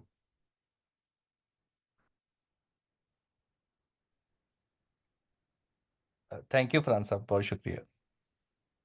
So thank you for being with me for this, इतने ज़्यादा टाइम के लिए।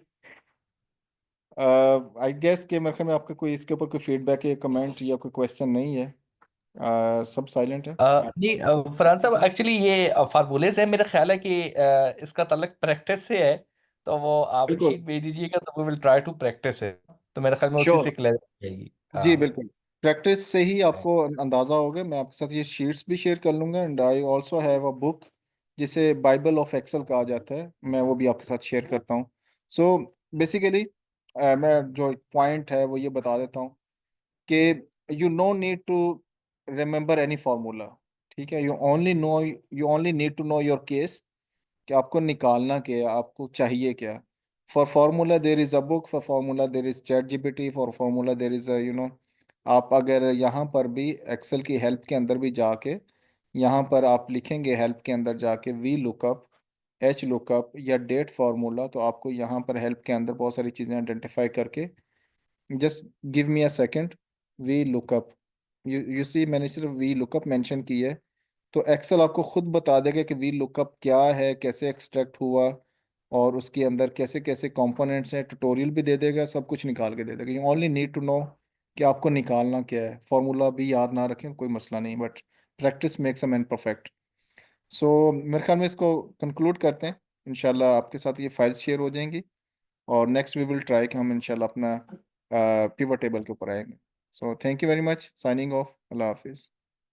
Thank you.